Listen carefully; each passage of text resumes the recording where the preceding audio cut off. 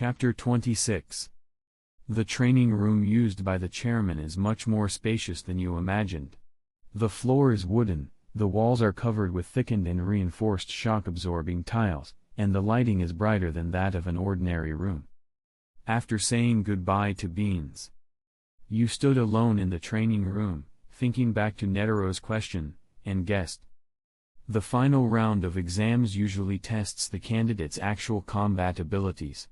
Either we'll have to fight the examiner, or duel with the Hisoka guy, or maybe Netero himself will be the examiner. It's okay if we're facing some examiners of average strength, but once we face strong men like Hisoka or Netero, it's a pipe dream to defeat them without using the only killer move, Ow.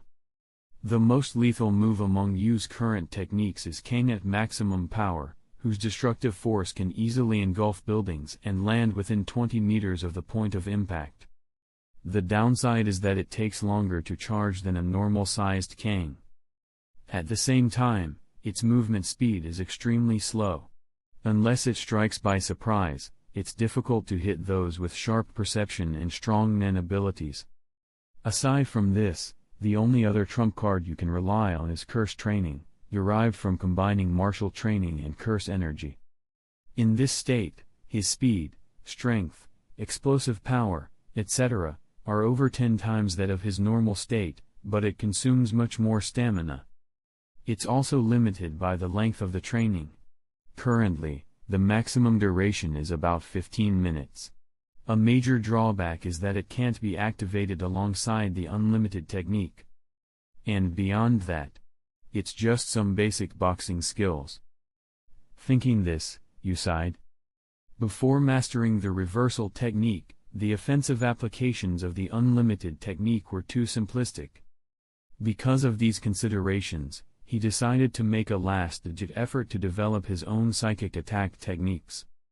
It's just that 2 days is a bit too short. Clearly not enough time to develop new moves. The best I can do is verify the assumptions I've made. There are many ideas in Yu's mind, but he's never had the chance to test them.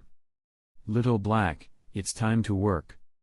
Yu summoned his greedy and sleepy black cat, his long-lost Nen beast, and addressed it. When Little Black heard this, it meowed a few times reluctantly, looking especially lazy. Greedy monster cat. A two-tailed black cat that can devour Nen and even most physical matter in reality, it is a manifestation of anxiety. Little Black can swallow and digest Nen, but it can also choose not to digest it and instead transform it into Nen pills that can replenish my aura. This was a phenomenon you discovered back when Little Black was still in its larval form. The simplest use of this feature is to feed Little Black surplus Nen to produce Nen pills for later recovery, like mana potions in games, effectively easing energy shortages during combat. However, the Nen pills won't remain stable over time unless stored in Little Black's stomach, and each one takes up space in its digestive capacity. In other words, when a large number of Nen pills are stored, Little Black's ability to consume more Nen is significantly reduced. An hour later, you had Little Black continuously devour ambient Nen, generating more than 10 Nen pills. Each contained roughly the same amount of Nen as consumed, unlike the irregular early results. Now, each pill was marked with the number 100, indicating a precise amount of aura. Altogether, the dozen or so pills totaled more than 1,000 points, the sum of Yu's current reserve. Although my aura isn't nearly on Hisoka's level, if I factor in these Nen pills, even a beginner like me could wield a significant amount of aura in battle. Realizing this, Yu saw new potential in his abilities. Unfortunately, Nen pills stored in the Nen beast can never exceed twice its own aura pool. In short, Little Black's stomach can hold about 20 pills. Beyond that, they slowly dissipate, just like exposed aura in the real world.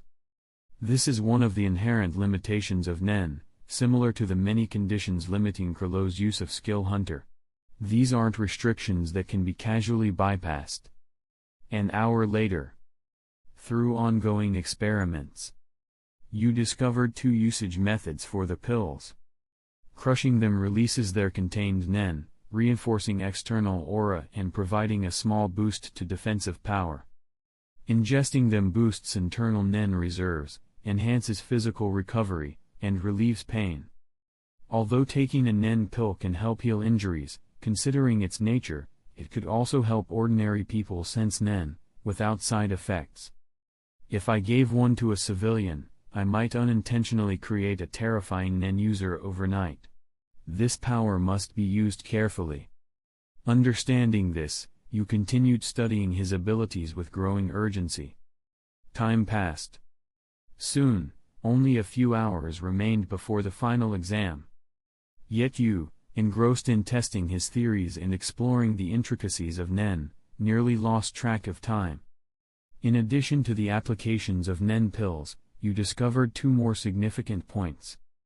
First, Little Black, the Nen beast, could also consume and digest the Nen pills, temporarily enhancing its physical abilities, especially digestion speed. Second, the types of Nen pills. When you used Hatsu to infuse his malice into surrounding Nen, and fed it to Little Black, the resulting pill no longer had a smooth pearl-like sheen, but was surrounded by a black mist of unknown origin. Testing revealed. Upon detonation, the black Nen pill would explosively release offensive aura. Like a miniature bomb. Its power exceeded that of a normal Nen strike. Before testing, you sensed danger and kept the unlimited technique active, avoiding injury. I wonder, could I devour an enemy's Nen and turn it into one of these black Nen bombs? With this question in mind, an exhausted you yawned, lay down, and fell asleep. Until the airship reached its destination. Bean's voice echoed across the ship once again. You woke up. The airship has arrived. All candidates, please proceed to the final test site via the designated exit. The final exam will begin in 1 hour. Please manage your time wisely. This concludes the announcement. Chapter 27. Since the broadcast said there is still 1 hour before the exam officially starts, you gave himself an extra 40 minutes of sleep. It wasn't until there were only 10 minutes left before the exam that you followed the guide to the examination venue. Upon entering, there were more people than you expected. Besides Hisaka, who was also a candidate, and Netero, the chairman, all the previous examiners were present. Satots, Biscuit Kruger, and the fat man Boara. To his surprise, Biscuit, who hadn't interacted with him much before, looked over upon seeing him, smiled, and gave him a thumbs up, seemingly to encourage him. On the other side, Hisaka gave him an ambiguous look. It's finally time. When you walked to the center, Hisaka also stood up from the corner and came over, his smile widening. The boy's obvious progress made Hisaka feel that staying to take the exam had been a worthwhile choice. Do you want me to show mercy later? Hisaka asked jokingly. Hard to say who will win, you replied calmly, completely ignoring Hisaka's unnerving gaze, so composed that even Netero admired him. Next, I will explain the rules of the final examination. Netero stood in front of them and, as he spoke, accepted a document handed to him by Beans, showed them the written rules, and explained aloud. This exam will be a one-on-one duel between the two remaining candidates. Time limit is 1 hour. You are allowed to use any weapons, with no restrictions on techniques. The victory condition is not to defeat your opponent within the time limit. Instead, once the match ends, the examiners will grade the candidates based on physical capability, reactions, combat style, etc. However, if one candidate kills the other, they are immediately disqualified. If you have any questions, ask now. No problem, Hisaka said coldly, narrowing his eyes at Netero. Let's start already. I can't wait any longer. Netero ignored Hisaka's look and asked you. Any questions? None, you shook his head. Hearing this, Netero stroked his beard, checked the time, and nodded to Beans. Beans understood, and with a timer board reading 60:00, he stepped between them and announced. Both candidates, Please move to the center. The final examination will begin in 2 minutes. Prepare yourselves. Yu and Hisaka immediately moved to opposite sides. Yu was blindfolded, unusually calm, while Hisaka eyed him with fiery intensity and a trademark exaggerated smile. Sure enough. That guy is very dangerous. Buara muttered from the side, visibly uncomfortable just looking at Hisaka. Even Biscuit, who had high hopes for you, was not optimistic. The difference in manifested aura is too big. The kid's made great progress with 10, but his physique still seems lacking. Even if he's improved, the gap is significant. Meanwhile, that Hisaka guy. He might be even stronger than Wing. This might end up a one-sided massacre. Thinking this, Biscuit glanced at Netero, who looked extremely entertained, and grumbled inwardly. I don't know what that old man is thinking. Though I admit, I'm curious about their fight too. Now. You focused intently on Hisaka, who stood with arms crossed, calculating his response. Hisaka has the advantage in physical strength, reflexes, and nen usage. But my edge lies in him not knowing anything about me. If I want to land a real blow, I need to lull him into letting his guard down. Even though the winner won't be decided by KO, if I make this look like a defensive play, I might gain an edge. But for me, this is my first real fight against a powerful nen user, so the experience is more important than victory. With that thought, you steadied his aura, focused on maintaining 10, and waited. Seconds before the start, he crouched slightly and gathered energy into the soles of his feet. Poised like a drawn arrow. Waiting for the signal. His aura just got serious. Looks like he's going to launch a sneak attack right at the start. How naive. Hisaka noticed the shift in you and guessed correctly. But rather than prepare to defend, Hisaka looked forward to how he would be attacked. The next instant, Beams raised his arm and shouted, "Start!" The word was barely out when you suddenly dashed forward, and the ground beneath him erupted with smoke and gravel in a thunderous boom. Bang! His slim figure exploded with astonishing force. Several meters closed in a flash. And his fist swung directly at Hisaka. Even with prior warning, Yu's speed exceeded Hisaka's expectations. Not bad. Hisaka, though inwardly impressed, easily dodged the punch with a twist of his body, watching Yu fly overhead. Yu, twisting midair, clicked his tongue, "Tsk." He stopped himself with a sideways twist and faced Hisaka, who still wore his playful smirk. That guy.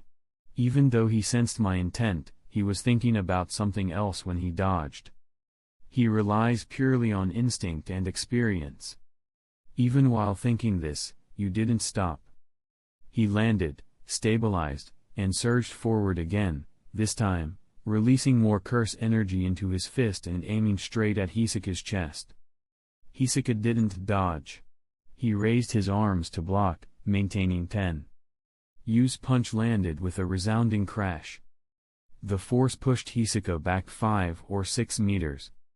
A harsh scraping sound followed, and 2 deep skid marks etched beneath his feet. Proof that Hisaka had braced with all his strength. Though he had the aura advantage and used 10, Yu's punch still left a deep indent on Hisaka's arms. Blood oozed from the compressed skin. The power exceeded expectations, even the examiners were stunned. Is this really a rookie fight?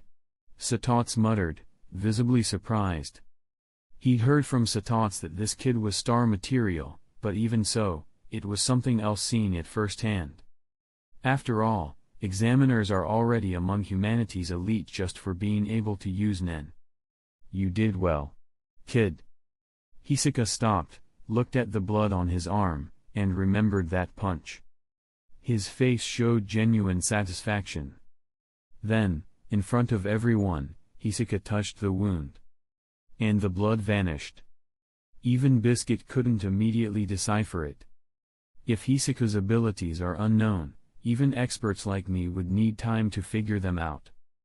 Hisaka, confident, smiled as if the injury had been fake.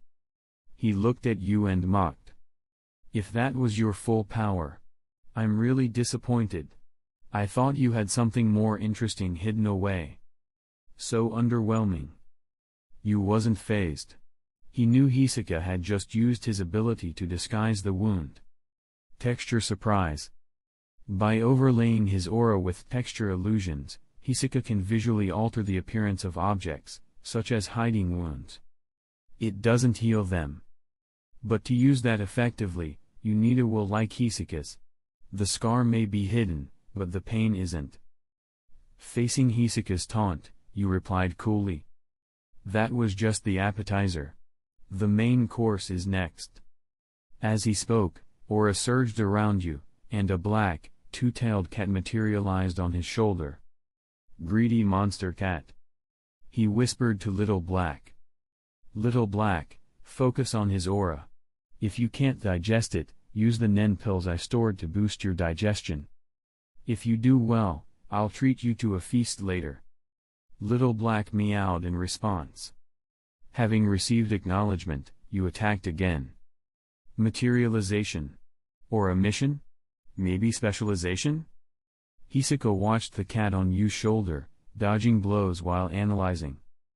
Judging by my classifications, probably materialization or specialization. But I can't tell yet. He decided to use his Nen.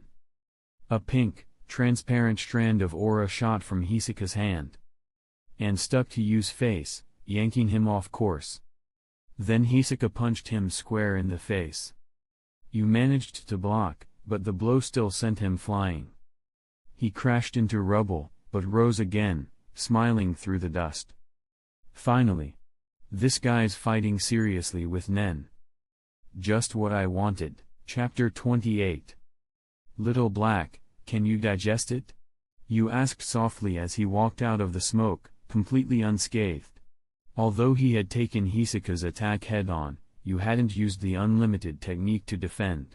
Instead, he had focused cursed energy at the point of impact, reinforcing the defense of his arm. As a result, only a large bruise was left, no bones or muscles were damaged. At that moment, Little Black, perched on Yu's shoulder, was still chewing on the light pink Nen strand projected by Hisaka. After swallowing it, he accelerated digestion by consuming the Nen pill stored in his body. Soon, he spat out 2 light pink pills, the same color as Hisaka's aura. It can actually eat my aura. What a troublesome ability. Hisaka realized that the aura he had attached to Yu's face was forcibly dissolved by the black cat and had no choice but to cancel his technique. Bungee gum. His most frequently used technique. By altering the properties of his aura, he gives it the consistency and elasticity of bubble gum, allowing for free extension, retraction, and adhesion. Normally, once stuck to a target, whether the aura stays or not depends solely on Hisaka's will, the opponent is powerless to remove it. But now, the black cat on Yu's shoulder had the power to destroy his aura. It was a rare moment of discomfort for Hisaka. But with such a strong ability, that cat must have limits. As Hisaka suspected, in order for Little Black to digest bungee gum quickly, you had fed it 2 Nen pills to enhance its digestive capacity. He now held 2 newly created light pink Nen pills in his hand. You didn't wait for Hisaka to react. He charged forward, crushed a pink Nen pill in his hand, and projected the resulting aura at Hisaka. It stuck cleanly to Hisaka's shoulder. Hisaka let out a puzzled sound, quickly realizing the technique you had just used was nearly identical to bungee gum. Even Netero couldn't help but express surprise. The ability to replicate someone else's technique. That's rare. But it appears to rely on the cat swallowing that aura. And the replicated aura is far weaker than the original. There was little you could do about that. The Nen pills spit out by Little Black were all capped at a fixed 100 aura units. Still, it was more than sufficient for a single rope-like extension of aura. You yanked the aura thread, using the motionless Hisaka as a tether to launch himself forward. Hey! You really want to go hand to hand with me? Hisoka clenched his fist, ready to meet him. You closed the distance in an instant, just a meter or two away, his fist poised to strike Hisoka's face. Suddenly, you released the pink aura thread and reached toward Little Black, grabbing a handful of black and white nen pills from the cat's mouth. 7 or 8 pellets were thrown at Hisoka's incoming fist. Hisoka, puzzled by the unfamiliar coloration, didn't pull back in time. The instant his fist made contact with one of the black and white pills, he sensed danger. He tried to retreat, but the nearby nen pill exploded, triggering a chain reaction. Bang! What should have been a small detonation turned into an overlapping series of blasts, producing tremendous force. Even though Hisoka had retreated and bolstered his ten, his palm was still bloodied from the impact. At that moment, even Hisoka was taken aback. The watching examiners were equally amazed by the display of creativity in Yu's nen. Biscuit Kruger was the first to speak.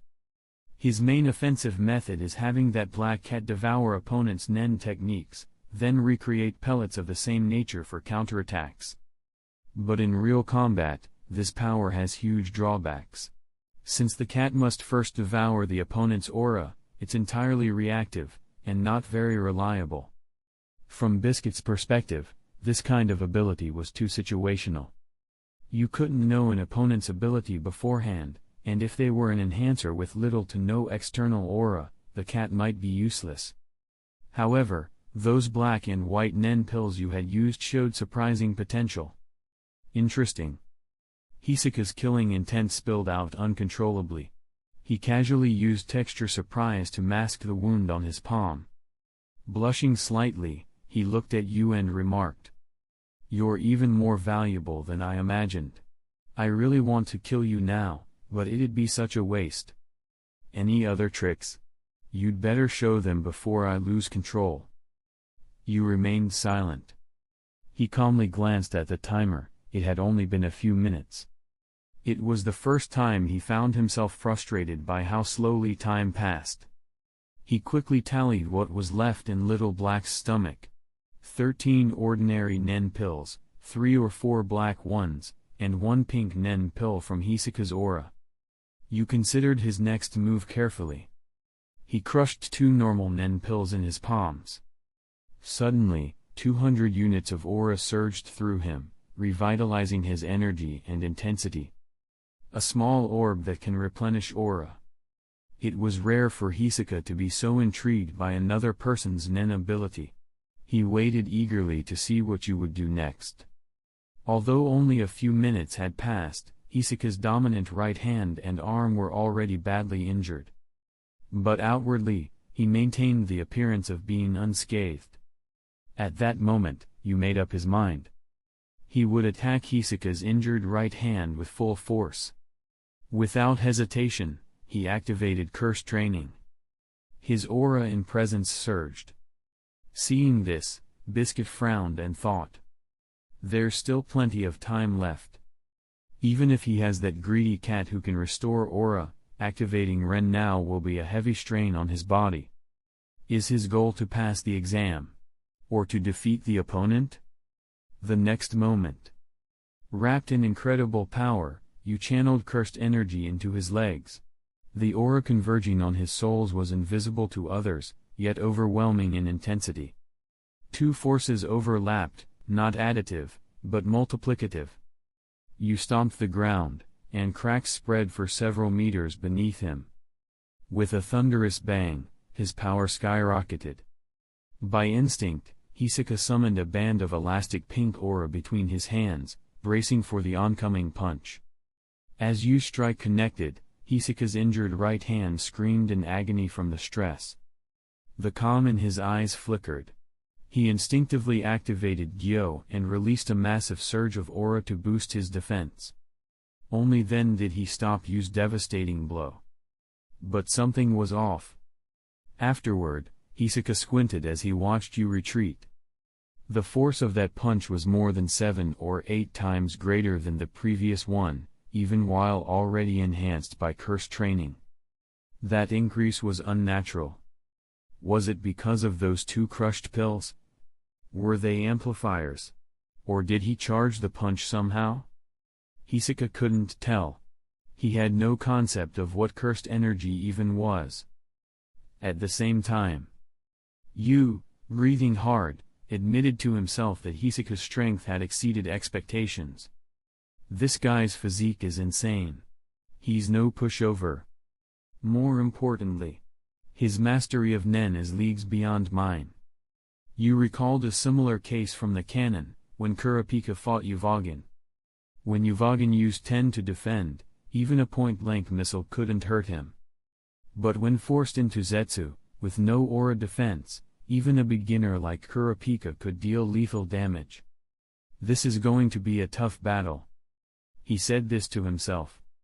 And resumed his attack, throwing himself into another wave of rapid punches and kicks. After a brutal exchange of blows, Yu checked the time. Only 20 minutes had passed. Yet all the examiners were stunned by the depth and complexity of his Nen ability. Is Nen even supposed to be used like that? Chapter 29. As the battle progressed, you could feel the fight with Hisoka becoming increasingly difficult. One reason, of course, was that he'd been fighting intensely for a prolonged period, rapidly depleting his stamina and aura. His speed and power had begun to steadily decline. A sense of helplessness washed over him. But the most crucial reason was the gap in combat experience is far too wide. Biscuit Kruger recognized the crux of Yu's worsening predicament and thought to herself. Especially in close combat, this kid has no real technique. He's relying purely on the boost from cursed training, just brute force and instinct. His attacks are overly simplistic. Hisoka has already adapted to the rhythm and pattern of his offense. Every move is becoming predictable, putting him completely on the defensive. At this rate, he's going to lose. Thinking that, Biscuit wished she could jump in herself and teach the boy proper form, how to punch, how to exert force, how to spot and exploit openings in the enemy's defense. She finally realized, there was clearly a mentor behind this white-haired boy. But they had to be mediocre. It would be such a waste if a rare rough diamond like this never got to shine because he never met a worthy teacher. So, Biscuit made a firm decision, no matter who passed this test, she would take the boy in. Your aura's all gone. Hisoka placed one hand on his hip and looked kindly at the panting Yu in front of him. It's not over yet. Yu responded, then took the last of the Nen pills from his stock. His aura was instantly restored to about half its capacity, just enough to maintain his crumbling Ren. However, while the Nen pills helped recover some aura, what he truly lacked now was stamina. His lungs burned. His limbs were numb. His head throbbed. Sharp pain flared from the points where Hisoka's punches had landed. Though Hisoka wasn't completely unscathed either. His right arm, despite being masked by texture surprise, still bled occasionally. You had even landed a kick to his face not long ago. Yet despite all that, you could tell from observation. Hisoka was brimming with energy, showing no signs of exhaustion at all. You couldn't help but sigh. Characters in the Hunter x Hunter world truly had monstrous endurance. He had only recently arrived in this world, and in that regard, he was at a clear disadvantage. Yu recalled Little Black into his body. The cat dissolved into aura and reinfused him with energy. The Nen pills are all used up. Since I broke through Hisoka's aura once, he stuck to close-range attacks. That's completely shut down Little Black's usefulness. In Yu's estimation, his current Nen ability was still primarily supportive and far from fully realized. It would take far more experience and time to truly unlock its full potential. I really can't keep this up. He deactivated curse training, and even stopped maintaining 10, instead activating the unlimited technique for defense. Giving up already? Hisoka narrowed his eyes, glaring at Yu, and sneered. But I'm not done playing. He rushed forward and struck you hard in the stomach, sending him flying. At that moment, Biscuit, who had long mentally adopted you as her disciple, winced with concern. Why is he being so reckless? He's not even keeping up 10. Without 10 to protect him, even top-level enhancers could be seriously injured. With that kid's level of physical endurance, this fight might already be over. But then, something unexpected happened. Even though Hisaka's punch seemed to land cleanly on you, there was no actual impact. Instead, you took advantage of Hisaka's moment of distraction to strike him in the chest and knock him back. Something's not right. Hisaka replayed the sensation of his punch in his mind. It felt off. Though his fist had moved forward, there was no clear impact. It was more like shoving his hand into a lump of jelly. A bizarre sensation. In the following exchanges, Hisaka kept up his relentless offense, trying to understand what had happened. And every time he attacked, right as his fist approached, that same unsettling feeling returned. A new ability. Hisaka muttered, suspicion rising in his eyes. Even with his experience, he couldn't immediately determine the type of nen this was. What's more, the stronger the nen ability, the more constrained it usually was. In Hisaka's view, the move you just used, this binding sensation, clearly couldn't coexist with 10. For the first time in a long while, Hisaka used his nen. Bungee gum. A pink strand of aura launched straight toward you. But because Hisaka usually concealed his abilities through the aura thread itself wasn't visible. However, though bungee gum was invisible, its surrounding aura could still be sensed. You, on instinct, used Kane to shift sideways and narrowly dodged the strike. Then he turned and charged Hisaka again. Though you no longer had the explosive strength of earlier, Kang's short-range displacement made his movements far harder to read. He landed a direct punch to Hisaka's face. Pain and impact rang out together. Hisaka, silently impressed, countered with another punch to Yu's stomach. And once again, that bizarre sticking sensation returned. Good. Very good. Hisaka thought. Yu was now slower than before, but his difficulty level had spiked. They exchanged blow after blow. Yu, unable to match Hisaka's speed, shifted strategies, timing his counters to disrupt incoming strikes. Under constant assault, Hisaka began to feel the disorienting sensation more and more. A thick wave of killing intent surged from his aura, spilling into the surrounding area. He's really getting serious now. You could sense the malicious aura pressing in on him, but he remained composed. Even without 10, he had discovered through testing that unlimited technique could intercept solidified nen like bungee gum.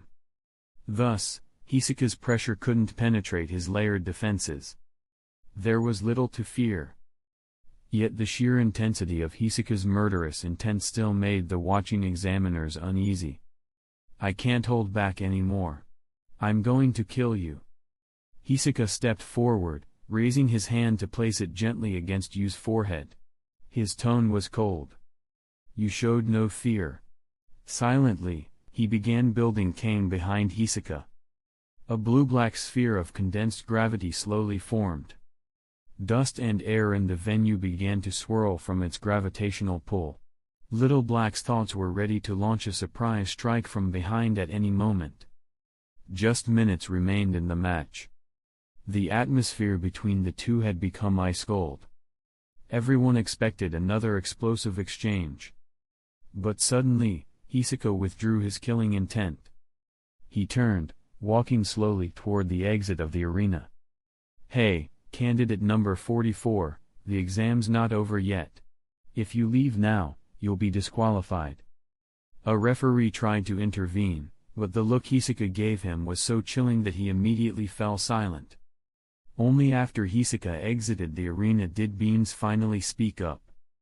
The winner of this round is candidate number 672. Even then, you did not relax. He remained in his unlimited technique stance, alert and ready. Chapter 30. The next morning. Although the Hunter Association's exam had concluded, the examiners didn't leave right away. Instead, they gathered in a room, discussing the battle between the two candidates from the day before.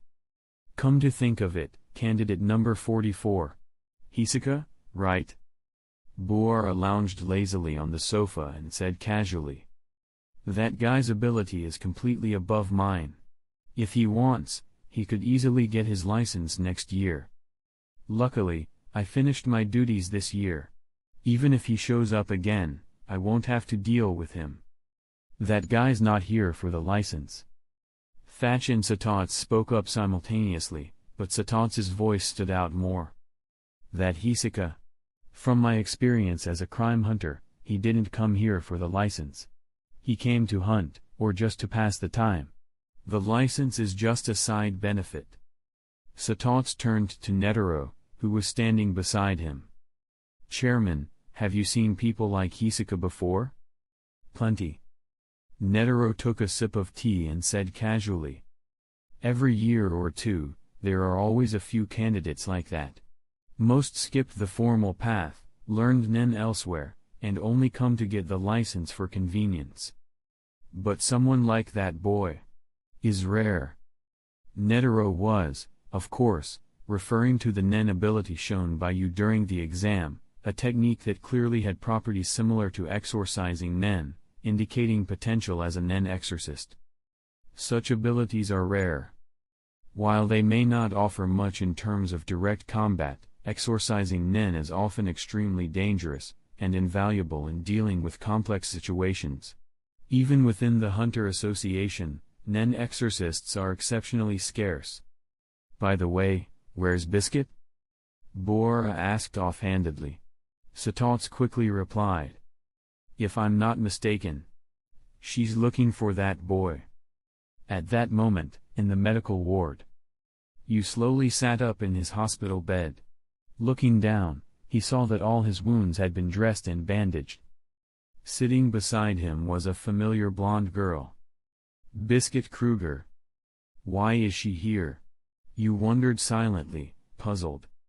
Though he had a deep impression of Biscuit, he pretended to be meeting her for the first time. With a confused look, he asked. Who are you? Biscuit smiled as she responded.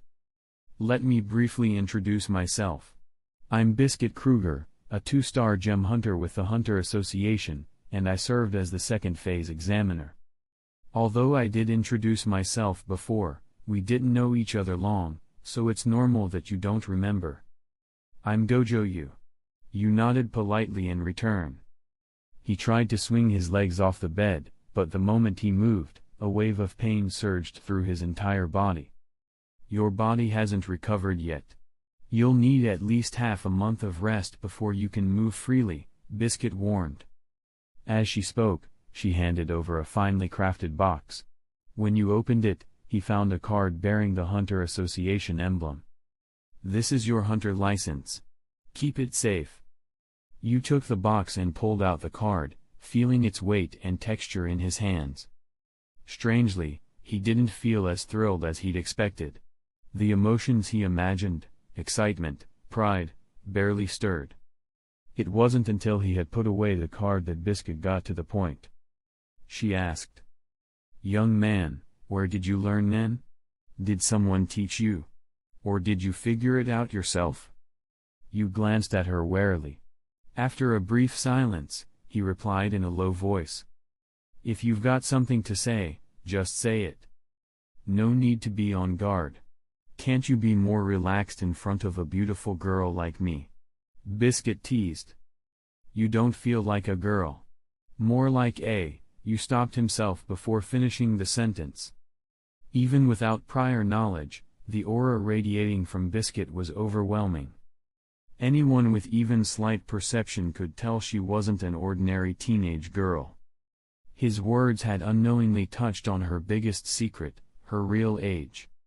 How rude. Biscuit's face twitched. Her clenched fists betrayed a flash of irritation as she muttered. You should know better than to comment on a girl's age. Had you not been injured, and likely her future disciple, Biscuit might have lost her temper. But she quickly composed herself. Well, never mind. Whether you have a teacher or not, I've already made up my mind. She sighed and continued with a serious expression. You may not realize it yet, but I'm a very powerful hunter.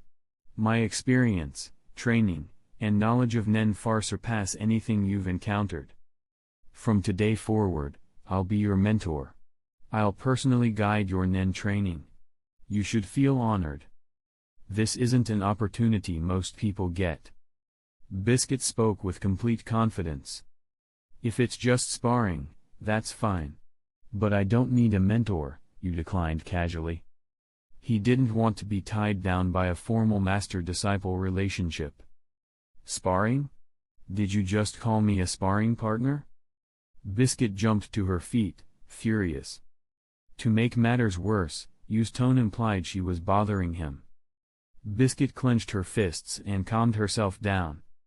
Relax, Biscuit. He's just a boy, 12, maybe 13. It's normal for him to be ignorant. This is exactly why you came. To turn this rough stone into a brilliant gem. With that in mind, Biscuit didn't argue. She jotted something on a slip of paper and handed it to you. Here's my contact info. When you're healed, reach out to me. You glanced at the note. In addition to Biscuit's number, there was another listed under the name Wing. Also, don't try practicing Nen while you're still recovering. Of course, if you ignore me and push yourself, any lasting injuries will be your own fault. With that, Biscuit turned and exited the room. In the days that followed, Yu heeded her advice. He ate well, rested, and didn't touch any Nen training.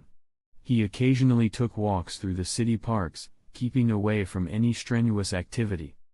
Most of the time, he'd find a quiet, deserted spot and sit in silent meditation, clearing his mind. In the blink of an eye, 7 days passed. All the fatigue in Yu's body and mind had lifted. After bidding farewell to the medical staff at the exam site, he returned to Dulyo Island. His next goal: to begin solo training in the forests near the territory of the Wild Fox clan. Chapter 31. Before formal practice, you visited the noodle shop owner Maldo at that time. After chatting, you learned that the gang members no longer dared to cause trouble and had even changed their attitude.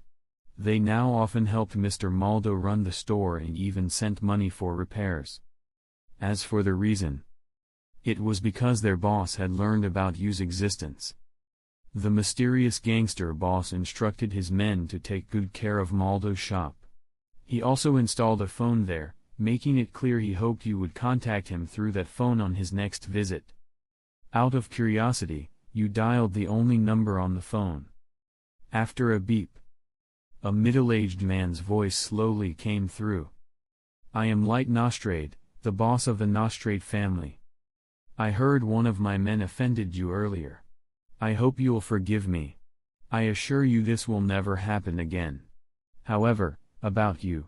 What should I call you? I don't have much time, so just say whatever you want to say. I can guess that you have something to ask of me, you said in a deep voice. At this moment, in York New City, Light Nostrade was sitting in his newly purchased luxury car. Despite the childish voice on the other end of the line, he did not dismiss it. On the contrary, because the voice was childish, he quickly guessed the other party's intent and was a little shocked. After thinking for a moment, Light said, I hope that you can come here as my chief of security to protect my daughter. To be honest, I can sense that my competitors are plotting against us. We urgently need experts like you on our security team. As for the compensation, if you are willing to come for an interview, I will consider any request you make. More importantly, I want to know how asking me to protect your daughter is related to the rise or fall of your family, you asked. He thought about the name and quickly figured out who the daughter was. Neon Nostrade. In the original story, She is one of the rare nin users with the ability of precognition. It was through this ability that her father, Light Nostrade, rose rapidly in power, forming ties with many criminal organizations due to his daughter's 100% accurate fortune-telling. But naturally, this also earned him many enemies. If his daughter's nin ability hadn't been stolen by Krilo, the leader of the Phantom Troop, she might have even become one of the 10 Dons.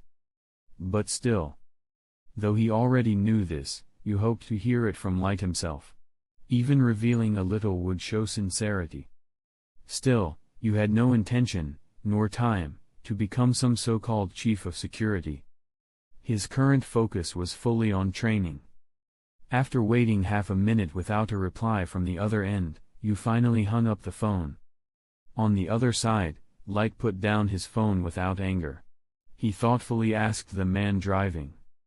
"Kurito, how strong is someone who can resist bullets among nin users?" The man called Kurito was a member of Light's security team and claimed to be a veteran nin user. Kurito replied, "If it's a user with enhancement type nin, then being able to block bullets with their body is considered extremely powerful. As for other types, to be honest, I've never seen a master at that level." Hearing this, Light fell silent. Before gaining power through his daughter's ability, Light had never interacted with real nin users. Kurito was the strongest he'd met, able to take hits from sharp weapons without injury. So after hearing Kurito's words, Light realized that Yu's strength was far beyond his imagination. For ordinary people, the best approach with such a powerful nin user was to befriend them, never make them an enemy. To Light, it was always wise to treat others well. No one knew when you might need their help. At the same time, in another bustling city, following Hisaka's message, Maki arrived at the location he'd given and knocked on the door. Knock, knock. Moments later, freshly bathed, Hisaka opened the door and smiled. "You're quite efficient. After all, you're a rare big client. And put some clothes on before the treatment." Maki ignored Hisaka's gaze and walked in coldly. After a moment, she had Hisaka sit on the bed, glanced at the injured right hand he'd mentioned, and said, "Cancel your ability and let me take a look." "Okay." Hisaka smiled, lifting his right arm to reveal the damage. His palm was fractured, with signs of explosive trauma. His arm was bruised and bloodied. Seeing this, Maki frowned and said, "With your abilities, you shouldn't have been seriously hurt in the Hunter exam. So you did this on purpose, didn't you?" "Unfortunately, this time was different," Hisaka said with a twisted grin, recalling you. Maki didn't press further. "Whatever. Let's begin the treatment. But this time, the injury's more complicated. It might hurt. And I didn't bring any anesthetic. Is that a problem?" "Let's get started quickly," Hisaka replied casually. Maki took out a knife from her bag and began cutting open the injured sections of Hisaka's arm. This allowed her to see the cross-section, which made it easier to activate her nin ability. Nin Stitch. The ability to suture and heal wounds precisely at the cellular and neural level. As long as the limb is intact, not burned or rotted, this ability can restore it perfectly. Silently, a powerful nen aura emanated from Maki. She passed a thread of nen through the needle in her hand. After quickly confirming the wound structure, she entered a state of deep concentration. The stitching began. Hisaka looked down at the glowing threads moving across his wound, his face gleaming with joy. Soon, the wounds were fully sutured. "What a fascinating ability," Hisaka said, rotating his arm in admiration. Maki packed her bag and said nonchalantly, "The treatment cost is 20 million. Don't forget it." "Don't worry, the money will be transferred. By the way, any word from the captain?" Hisaka asked. Maki paused at the door. "The next gathering will be in about a year. The location is confidential. I'll contact you then. Also, While I'd love to earn more money, don't do getting hurt for fun. Even my nen stitch can only achieve near perfect recovery. Not actual perfection. With that, Maki left. Once peace returned, Hisaka stood up and looked out the window at the bustling city, muttering. A year later? That's really exciting. Chapter 32. Half a year later. In the early morning, the light was dim and the forest was filled with thick fog. Shortly after the Hunter exam, you spent his 13th birthday alone.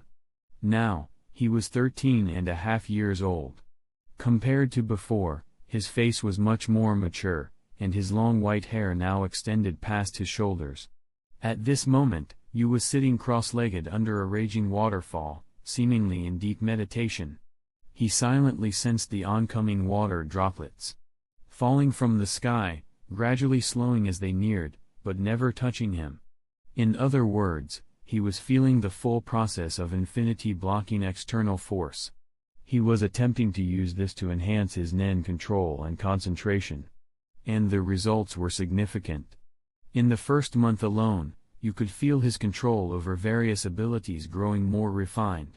Moreover, his understanding and perception of nen and cursed energy increased.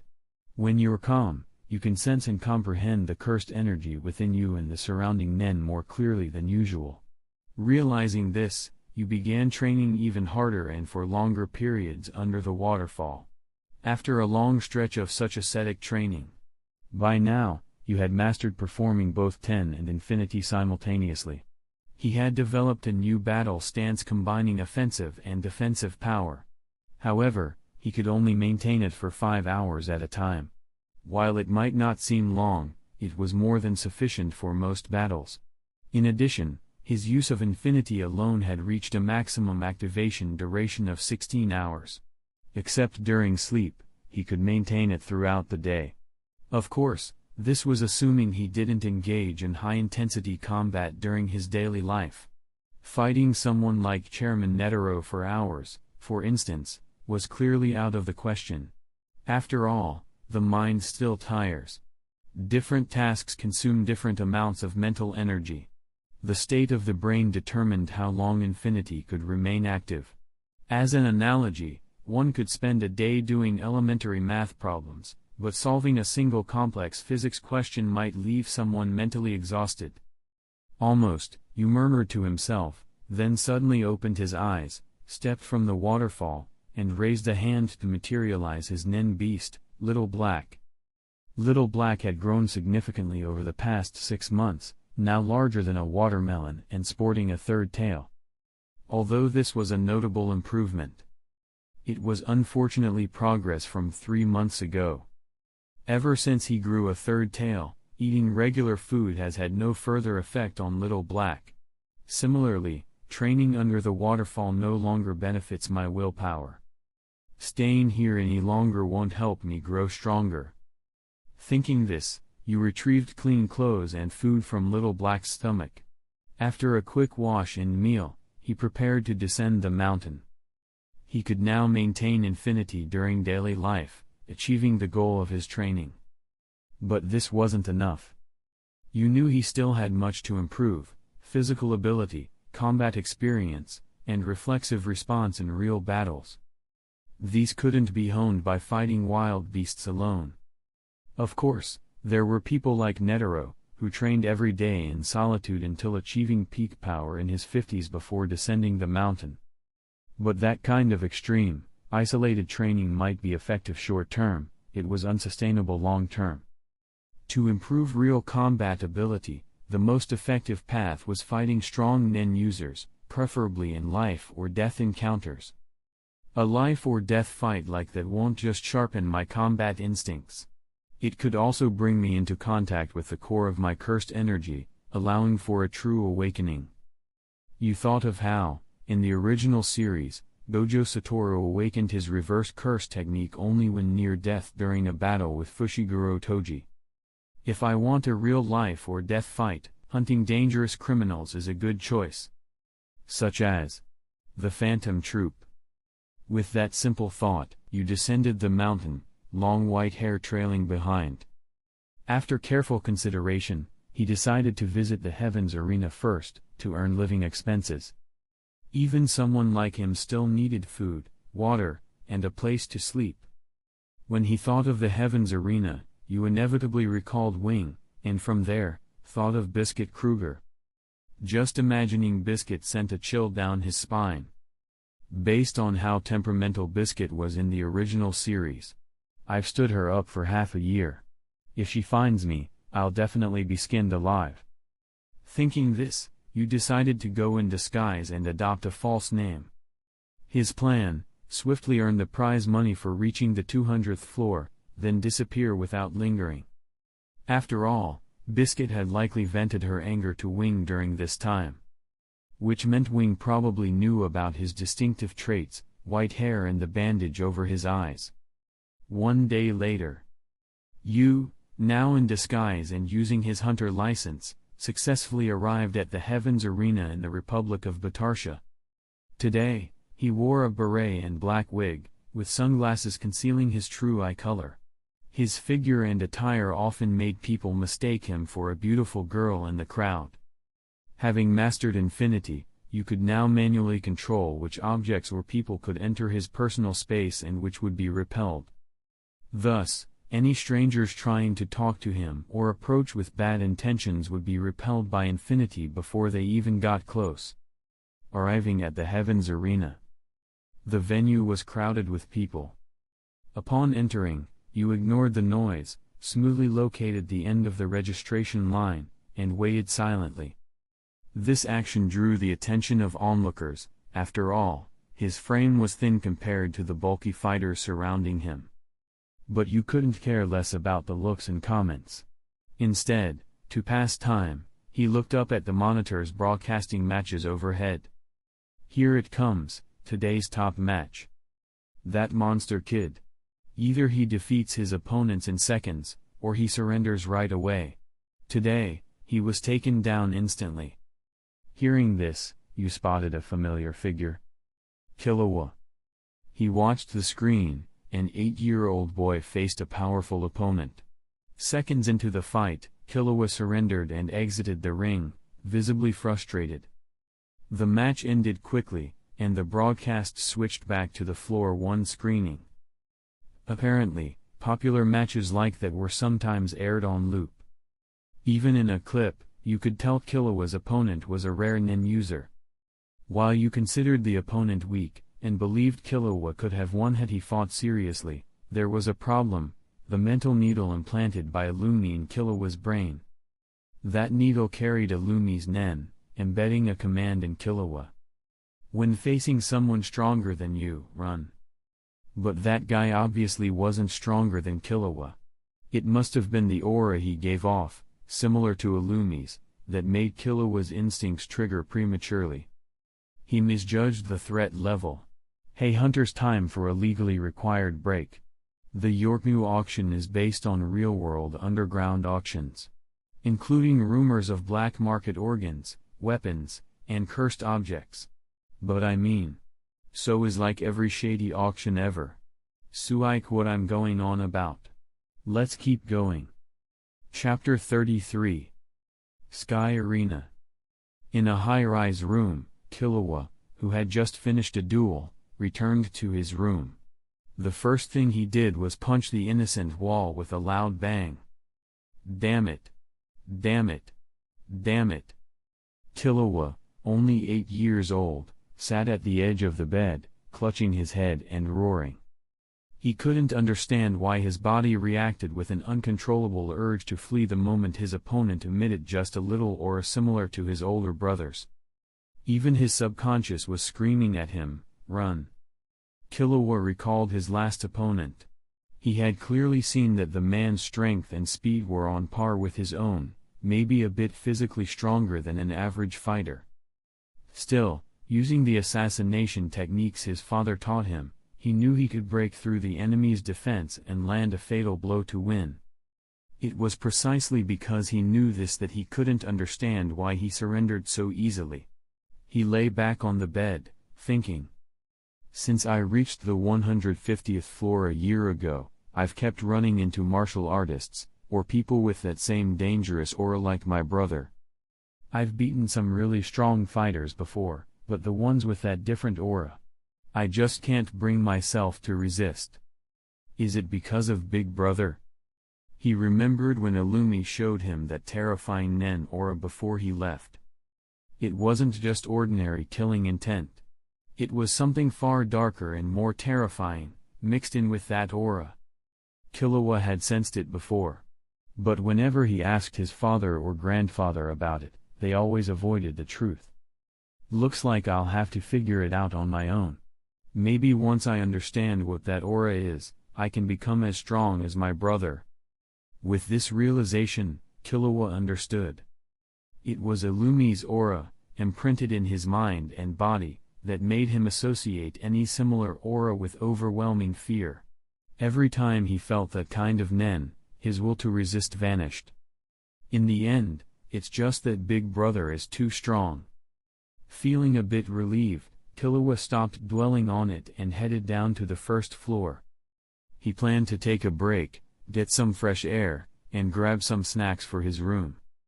But as he passed through a busy corridor, he was stopped by a black-haired man sitting in a chair against the wall.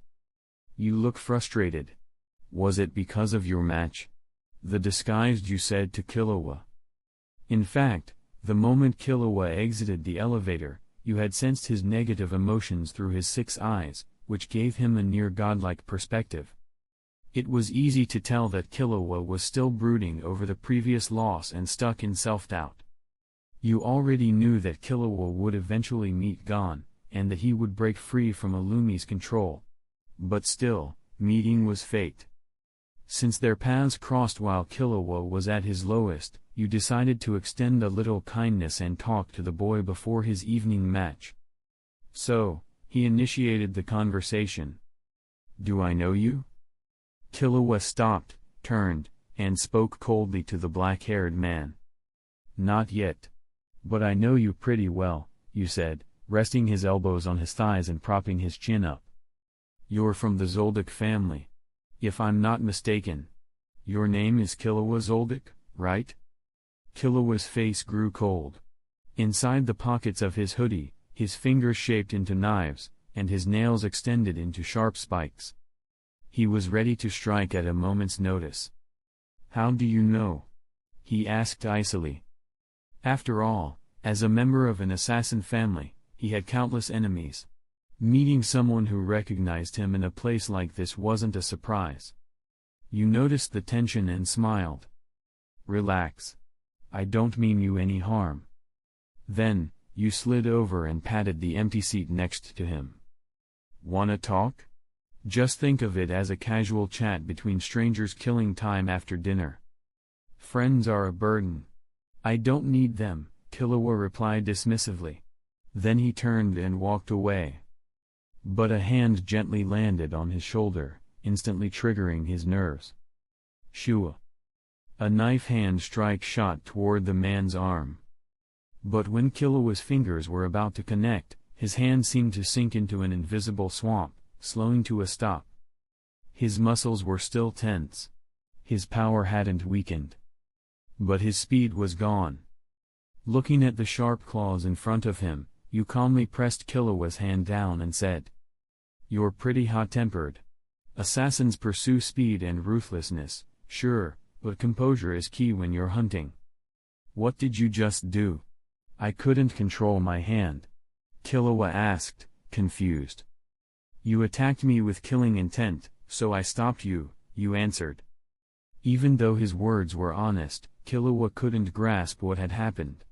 But one thing was certain, the man in front of him was strong. Much stronger than he expected. And much stronger than he appeared. He didn't know what technique you used. But that strike had been real. He had used full power with a killing intent behind it. And you stopped it like it was nothing. 2 unbeatable opponents in one day. Killua's confidence hit rock bottom. Even though he came from the infamous Zoldyck family, inherited incredible genes, and endured brutal training since age 3. In the end, he was still a kid. You could see this clearly. With a faint smile, he comforted him. To be honest, I'm far stronger than the guy you fought earlier. If you couldn't even beat him. Beating me? That's out of the question. You meant it as encouragement, but Killua took it as sarcasm. Tch, you don't seem nearly as strong as my brother. Who cares about beating you? Arrogant jerk, he snapped. You didn't mind. Realizing his match was about to start, he stood up and walked toward the arena entrance. Before leaving, he introduced himself briefly to Killua, then added, "My match is next. If you're interested, come watch. You might learn something." As you entered the arena, Killua scowled in his direction and pouted. "Who wants to see it?" Still, as he neared the exit, he stopped and glanced back at the nearby monitor. Inside the arena, Yu's opponent was a muscular fighter, about 1.89 meters tall with a thick build. Seeing you lazily stroll into the ring, the man mocked. "Hey! You the big shot rookie from this morning? You're skinny as a twig. Hope I don't knock you out too hard. This is the 50th floor, not the playground downstairs. You talk a lot. I hope your strength matches your mouth," you replied coolly. The referee raised his hand and shouted, "Begin." The burly man charged forward with a roar, fists flying. But you seemed to vanish. Then suddenly appeared in front of him, swinging what looked like a soft, lazy punch. Boom! The fighter's body slammed into the wall, embedded deeply in the reinforced concrete. He was unconscious before he even hit. The winner is Contestant 1997. The referee raised his hand. You had won. At the entrance, Killua watched the match. It had lasted less than 3 minutes. More importantly, he hadn't seen how you moved at all. And that relaxed punch. How could it generate such devastating power? Who could even learn that? Chapter 34. In the arena. As the muscular fighter lay crumpled in the wreckage, a few seconds of stunned silence passed. Then the audience erupted in roaring cheers. Oh! In a money-driven venue like this, there are always winners and losers, both on and off the stage. As the victor, you paid no mind to defeating a weak opponent. He exited the arena early and headed straight for the reception counter to collect his winnings. In the first-floor lobby, the monitors replayed the battle repeatedly. The vast size difference between the two fighters had stirred up the crowd. People across the venue paused to watch the highlights. That guy's hiding his strength. Killua frowned, muttering to himself. Even with all the training he'd received from his father and older brother, and even though he had entered the fight with full focus and preparedness, he still couldn't see Yu's movements clearly when he attacked. There were a lot of wasted motions at the start and end. But in the middle, it was like he vanished. No trace at all. Even harder to follow than Big Brother's movements. For a moment, Killua even questioned. Did you move at all? Or did he somehow attack across space, like some video game character? Then he scoffed. That's impossible. This is real life. Game mechanics like that are just childish fantasies. He stuffed his hands into his pockets and exited the tower. But not before writing down Yu's match number. He planned to attend the next match in person if he had the time. Though he didn't want to admit it, the stranger was the most unreadable opponent he'd ever seen. There's always someone stronger. Different places phrase it differently, but the meaning holds true everywhere. Reflecting on Yu's seemingly smug words, Killua began to understand their deeper meaning. That guy's powerful, but not as terrifying as my dad or Illumi. More important than strength is his identity. Still curious about Yu's strange ability, Killua decided to investigate. He found a nearby payphone and called home. After a long wait, someone picked up. Hey, Maluki. I met someone strange here. Look up his info for me. Get it done in 5 minutes. On the other end, Maluki Zoldyck was chewing snacks, holding the phone between shoulder and ear. He muttered, "I'm in the middle of a boss fight right now. I don't have time to help you." The sound of furious typing clattered through the line. Killua's expression darkened. He snapped, "To be honest, I've already reached the 180th floor. I'll finish the mission Father gave me soon. If you don't want to return to your room and find your precious figurines smashed, then get me that info. Right now. Immediately." Maluki grit his teeth. He had just lost the game because of the distraction. Looking at the blinking red game over screen, he cursed. "Damn it." He hissed into the phone, "Next time, I'm never picking up your call during a boss fight. Just give me the name and description. I'll message you later." That guy said his name was Gojo Yu, probably a fake. He had long black hair, sunglasses. Couldn't see his eyes, but his skin was really pale, and before Killua could finish, Maluki had already hung up. Both sides were left fuming. "That fat slob. I'll deal with him when I get home," Killua grumbled. Meanwhile, Yu, having secured his second win, was collecting the prize money at the front desk. He casually opened the envelope and counted the cash, about 50,000.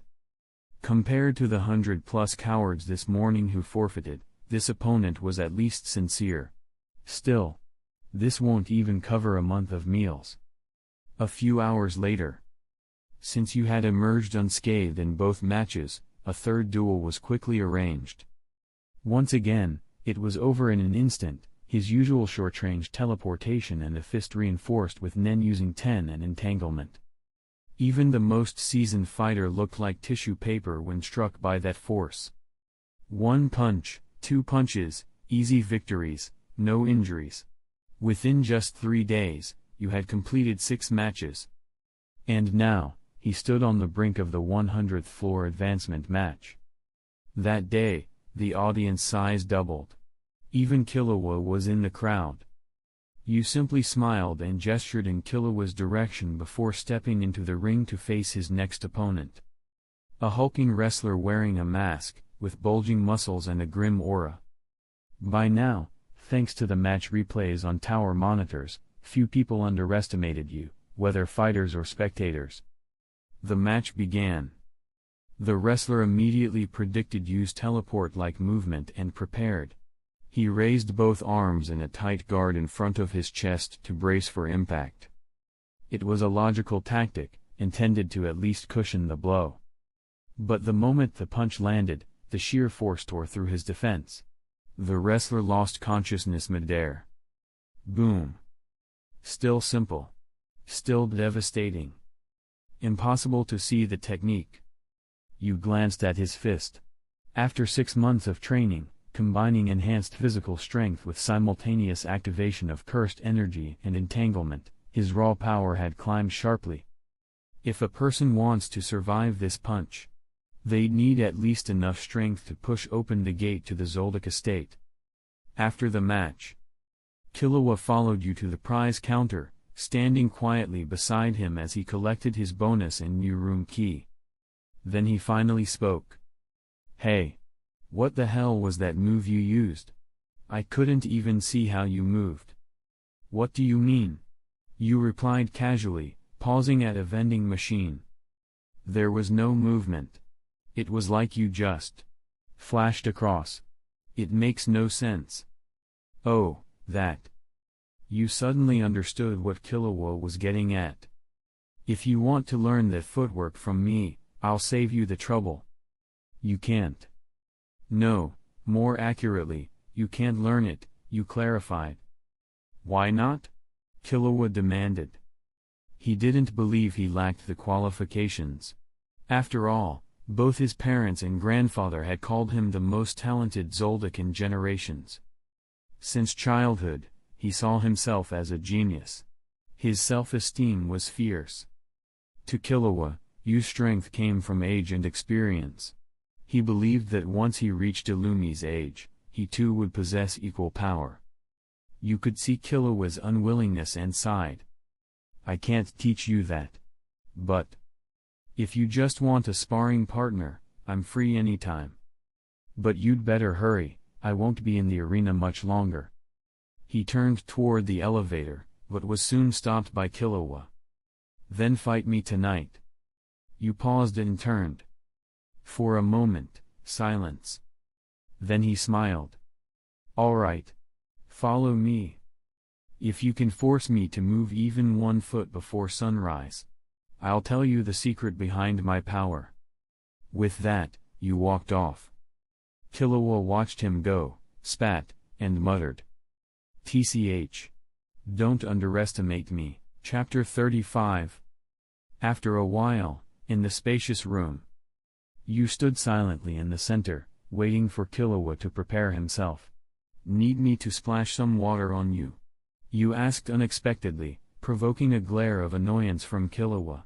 No need. Just show your real strength, Killua replied coldly. He stretched his muscles and warned grimly. I should tell you, once I get serious, I can lose control. I might even try to kill you. Give it a try. I really hope you give it your all. Though, frankly, your current strength isn't enough to threaten me. But with your talent, maybe a few years from now, you'll be able to hurt me, you said casually. Go ahead. TCH. Arrogant bastard, Killua muttered. His face darkened, the muscles in his right hand tensed, and he suddenly lunged. His nails had extended into sharp claws and were aimed straight at Yu's chest.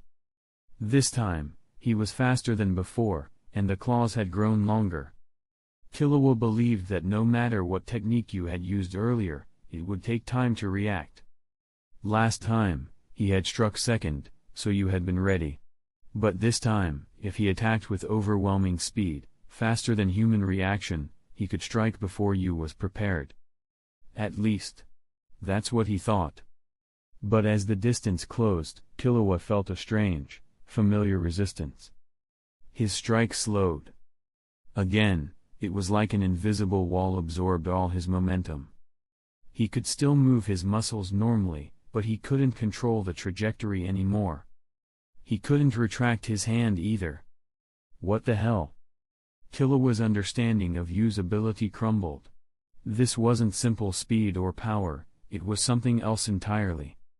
Before he could process it, a finger stopped in front of his forehead. Bang! A crisp sound echoed. The impact knocked Killua backward. He landed hard. His forehead throbbed with pain, and his teeth clenched involuntarily. Damn! That hurts. Killua rubbed his forehead, stunned that a simple finger snap could carry such force. Seeing this, Yu teased. Want me to splash some water on you now? You look like you're hurting. Based on the earlier clash, Yu was now certain, Killua's physical ability was still immature. His palm strikes weren't powerful enough to pose any real danger, even without activating Infinity. Today's 8-year-old Killua relied heavily on the Zoldyck assassination techniques. It was likely that Silva had sent him to Heaven's arena to sharpen those skills. As for his physical strength, it would only begin to shine after completing the Zoldyck trials and returning home. What a shame.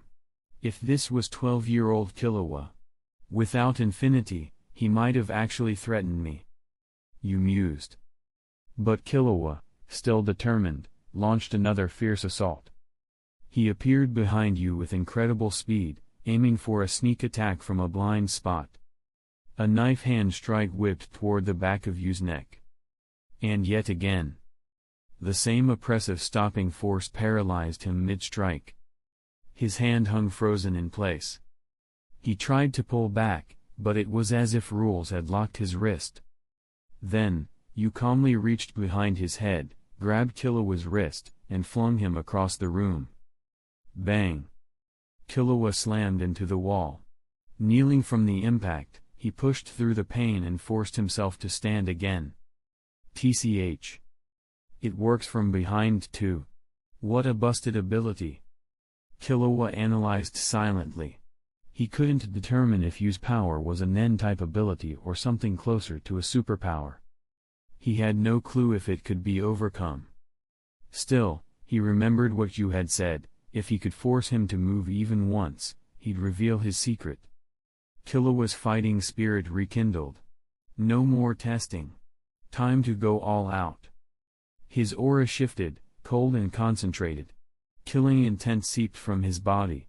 His eyes narrowed. He took a single step, and afterimages formed behind him. Lemflexion?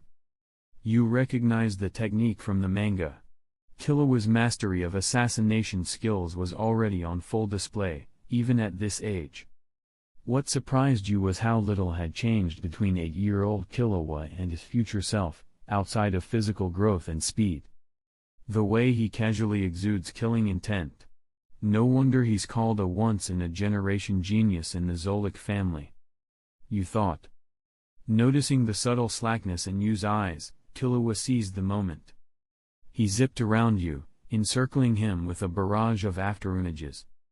This time, he used the assassination move Snake Awakens, a rapid dual-arm technique that could slice through steel with sharpened fingernails. But again, that same, terrible resistance stopped him. His wrist froze in the air, just like before. You grabbed it. Then hurled him again. 10 minutes passed like that. The room, once pristine, now had spiderweb cracks along every wall. Killua's stamina and resolve had run dangerously low. His ego urged him to continue, but the training from his father and Illumi whispered otherwise. If an enemy is impossible to defeat, don't waste energy. Disengage. And since you had shown no killing intent at all, and had kept his Nen so perfectly concealed, there was no fear, just crushing frustration and helplessness. No more. Killua barked, turning toward the door. Huh? You're done already? You asked, surprised. Though he knew Killua's temper, he hadn't expected him to give up so quickly. Before he could speak again, Killua slammed the door and stormed off. Staring at the door, Yu thought to himself. If he had kept going for 4 or 5 hours, he might have exhausted my stamina enough to disable infinity. He was so close. But he shook the thought off, cleaned up the wrecked room, and went to sleep. Chapter 36. The next day, in the arena, the match went on as scheduled. The venue was packed with people. The cheers were deafening before the match even started. Now that he had reached the 100th floor, it stood to reason that the opponents matched with you would be of much higher caliber. However, during the actual battle, those aggressive martial artists still couldn't withstand a single move from you. With a simple punch, even the strongest fighters might remain conscious after being hit, but were still knocked out of the ring, and thus judged losers. It was the same today. Within 5 seconds after the referee announced the match, you used a teleportation-like maneuver and delivered a straight punch that ended his opponent instantly. Some spectators even realized it was over the moment they blinked. In the crowd, only a young man in glasses and a shirt saw Yu's opening and attack actions clearly, but like Killua, couldn't fully track the movement itself. Too fast. The man in the shirt was Ethan Knight, a senior professional hunter and also Biscuit Kruger's favorite student. He spent most of his time in the Sky Arena, watching popular matches almost every day and studying the fighters' techniques. At the same time, he was looking for a young talent, someone with both skill and character, to train as his future disciple and carry on the mantle of the Xuanyu. Rarely did Ethan meet a kid so young yet so powerful, so he couldn't help but pay close attention to him. Watching you walk away, Ethan focused intently, analyzing. Based on his Nen output, he doesn't seem like an older fighter disguised as a youth. If he truly is only in his teens, to have honed his mind to this level, he must be 1 in a million. I just don't know if there's someone guiding him behind the scenes. Ethan returned to his residence and replayed the videotape of the bout. He hadn't forgotten his goal in watching you. It wasn't about scouting a disciple. It was to decode use technique. Specifically, to study the opponent's movements, identify his martial arts lineage, and determine if a master was behind him. Moreover, he hoped to learn from and integrate the style to improve his own strength. However, due to use of the king's skill, an advanced technique that compresses space for near teleportation, even replayed on video, discerning his trajectory was nearly impossible. At best, you could glimpse the moment it begins. After watching it on loop for nearly an hour, not only did Ethan fail to uncover anything, he grew even more puzzled. This defies science. He frowned in bewilderment. In his mind, the fastest fighter he knew was his master's master, the current Hunter Association chairman, Netero. According to Biscuit Kruger, the reason Chairman Netero was supremely powerful was that he had felt and comprehended martial art infused with gratitude through years of mountain training. Even if Netero's punch moved faster than sound, Ethan could still track its trajectory. It wasn't perfectly clear, but it was there. Yet this young fighter appended everything Ethan thought he knew. There was no signature technique, no explosive physical output, no realm of training like Netero's. It was a special ability that couldn't be seen even with Nen condensation. Realizing this, Ethan had no choice but to contact his master, Biscuit Kruger. He transmitted the video and, once confirmed delivered, called Biscuit. After a beep, the call connected. Ethan immediately explained, "Master, please review this video several times. I want to know how that black-haired boy's footwork and movements are too subtle to track with condensation." "Because you're too weak," Biscuit said bluntly. "I didn't expect that after all these years studying under me, you'd be outdone by a mere boy. Have you fallen, Ethan?" Ethan replied, a bit helplessly, "It's because the boy is so calm, yet his movements are invisible. I need your insight, Master." Biscuit paused, then asked quietly, "How old does he look?" "About 13 or 14, Ethan said. "Ah. As old as that brat." Biscuit's words made Ethan realize immediately. Before Ethan could respond, Biscuit asked, "What else do you notice?" "His build's ordinary and his power not exceptional, but his mind, so steady, clearly trained specially," Ethan responded. "It's almost certainly him." Biscuit said angrily, "I'll respond after I've viewed it. If nothing changes, I'm heading to where you are. You must keep him there, whether he's the boy I suspect or not, until I arrive." Hearing Biscuit's urgent tone, Ethan said helplessly, "You really are impressed by that young man, Master." Biscuit snorted angrily and hung up. On the other end, Biscuit, originally planning to hunt for Gem's ruins, abandoned that to act on this call. 10 minutes later. After reviewing the tape, Biscuit couldn't tell if it was emotional bias. The more she watched, the more the figure looked exactly like the boy she remembered, though his height and presence had changed, that was expected for 6 months' growth. Anger, long simmering, flared inside Biscuit. She unconsciously cracked her knuckles. She was resolved, no matter why you had stood her up before, now that she confirmed it was he, she'd set out to teach that ignorant boy a lesson. A dark smile crossed Biscuit's face as she let out a weird hee laugh. "Why do I suddenly feel like something terrible is watching me?" At that moment, having just received his winnings for the round, was counting his current assets in his room. For some reason, though, he suddenly sensed intense malice emanating from somewhere. It made you feel deeply uneasy. Chapter 37. Through the practice of mindfulness.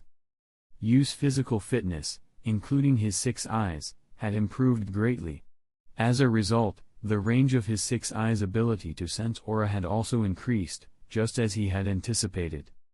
Initially, he could detect a spherical field of view within a 100-meter radius. Now, that range had expanded to over 140 meters. With the use of condensation to enhance his eyes, he could push this even further, reaching a detection radius of at least 400 meters. Of course, the price of probing such a large area was reduced accuracy and significantly increased mental strain. At that moment, in his room, you gathered Nen in his eyes, maintaining a concentration state, sitting in a chair with his hands supporting his forehead, silently monitoring every movement within his radius. He focused carefully, paying special attention to those with powerful Nen, malicious intent, or suspicious behavior. After confirming that no one in his sensory range met all these conditions, he dispersed the Nen from his eyes. When he opened them again, you looked visibly more exhausted. Feeling the burning sensation in his eyes, he thought to himself, although Nen can strengthen my 6 eyes, expanding the range and absorbing all this information requires a huge mental toll. And if I push too far, I'll have to shut the ability down entirely just to prevent my brain from overloading. There were advantages and disadvantages. You rubbed his brow and muttered to himself, am I just being too sensitive? All because of an unknown source of malice. To investigate it, he had used his room as the center to roughly scan nearly all people and objects within the sky arena. Thinking about it, you realized he might just be acting out of boredom. However, during his search, even though he didn't pinpoint the source of the malicious intent, he did detect several powerful auras in the tower. Most of them came from rooms on the upper floors. Judging purely by Nen output, those people are on par with Hisoka. They must be the legendary floor masters. You silently assessed. These top fighters, those who pursue fame, money, or status. In Yu's opinion, they were far less dangerous than those who were just as strong but hid quietly among the crowds. Just like the shadow beasts from the original series, elite bodyguards of the Tendons, they were known as top-level Nen users. But when compared to the Phantom Troop, who lurked in the dark, the beasts were completely outclassed. It wasn't that the Tendons couldn't hire stronger Nen users, it's just that the kind who could be lured by fame or money were only ever so strong. Outside of the floor masters, you guessed that the general strength of the other high-ranking fighters was on par with the shadow beasts. In short, not impressive. However, one individual caught Yu's attention. A person with a gloomy aura. The man had no overt malice or odd behavior. But when you sensed that the man was secretly watching Killua, he decided to investigate. Moments later, you arrived at the arena where Killua was competing. Looking up, he saw the white-haired boy struggling and muttered, "Did fighting me boost your morale a bit? Not surrendering early in a tough match. That's really... I abstain." Before you could finish, he saw Killua leap off the stage nimbly, making him frown. The compliments died on his lips. Killua walked past you, who stood at the exit, barely acknowledging him. He asked casually, "Here to laugh at me?" "Yes, but not entirely," you replied. Killua stopped and looked back with a scowl. "What's that supposed to mean?" You didn't answer immediately. Instead, he turned to look at the audience, recalling the figure he had sensed earlier. "Didn't you notice anyone with a strange aura watching you during your match? There's always someone like that at every match. What's so special?" "No, this one's different." You shook his head and turned to face Killua. "Not to insult you, but in my judgment, that guy's strength is at least 10 times yours. People like him usually don't waste time targeting someone that much weaker." He paused, then added, "Of course, I'm not saying you're weak. But his strength is undeniably far above yours. So you should be cautious." Killua's expression turned grim. But he quickly composed himself and began analyzing Yu's words.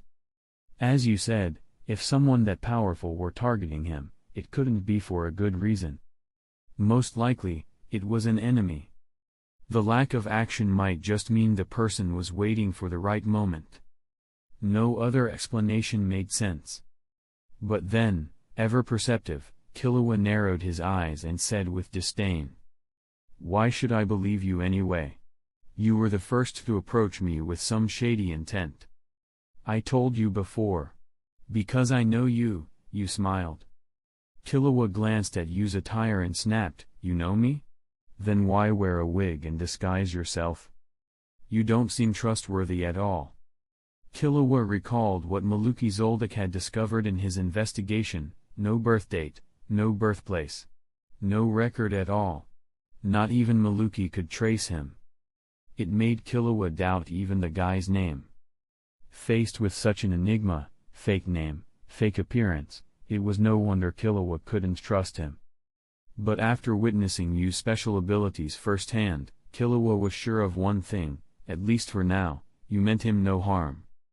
Even if that changed, Killua didn't believe he could stop him. So he calmed down. I'm not in disguise because of you. But since you're so curious, I don't mind showing you what I really look like. Yu spoke calmly and began walking out of the arena with Killua. Really? Killua, intrigued, asked for confirmation. Of course. But not here. We need somewhere private. Later. Killua followed Yu back to his room. The room still bore marks from their earlier battle, though the rubble and dust had been cleaned up. Yu didn't keep him in suspense. After making sure the door was shut, he took off his hat and wig, revealing long, snow-white hair. This is the real me. Still wearing sunglasses, Yu gave a small, expectant smile. At that moment, Killua, upon seeing the other's white hair, recalled something his father had said. The Zoldyck family had a white-haired gene. Only those who inherited the purest bloodline were born with white hair, marking them as the most gifted in the family. Killua had always believed himself the sole white-haired child of his generation. It was a point of pride, proof of his potential. A trait shared with his father and grandfather. But now he was staring at another with the same white hair. And when he thought about Yu's attitude, his tone, his remarks. After a long pause, Killua suddenly asked, wide-eyed. Wait. Don't tell me. You're my dad's illegitimate child. Chapter 38. A long time passed. The room was so quiet you could hear a pin drop. The two white-haired boys faced each other in silence, their expressions complicated. Why did you come to that conclusion? Yu asked helplessly. Hearing this, Killua said nothing. He simply tilted his head up slightly and stared at Yu's snow-white hair. Seeing this, Yu roughly understood Killua's line of thought. He opened his mouth, trying to explain something, but after thinking it over, he couldn't figure out where to start, so he swallowed the words. Recalling his previous actions, and now adding his white hair, which looked strikingly similar to Killua's, Yu realized that short of a DNA test, no explanation would satisfy Killua. But doing that might not be what Killua wanted. The truth could be too harsh. Looking at Yu's hesitant expression, Killua's eyes grew more certain, and a smug smile crept up the corner of his mouth. It can't be wrong. Killua was now convinced that Yu must be his father's illegitimate son. Otherwise, how could he explain the way Yu acted so familiar with him from the very beginning? Or how Yu, despite his strength, cared for him so attentively? All the lingering questions suddenly made sense when viewed through this lens. A few minutes later, seeing Killua's increasingly expectant eyes, Yu sighed and finally decided to accept this mistaken identity as his cheap younger brother. You've really got me beat. Yu let out a sigh. It's more or less as you guessed. As he spoke, Yu placed the wig and hat back on his head and said to Killua, but remember, don't let anyone else know about our relationship. Understand? Yeah, of course I do. Killua nodded sensibly, accepting it without question.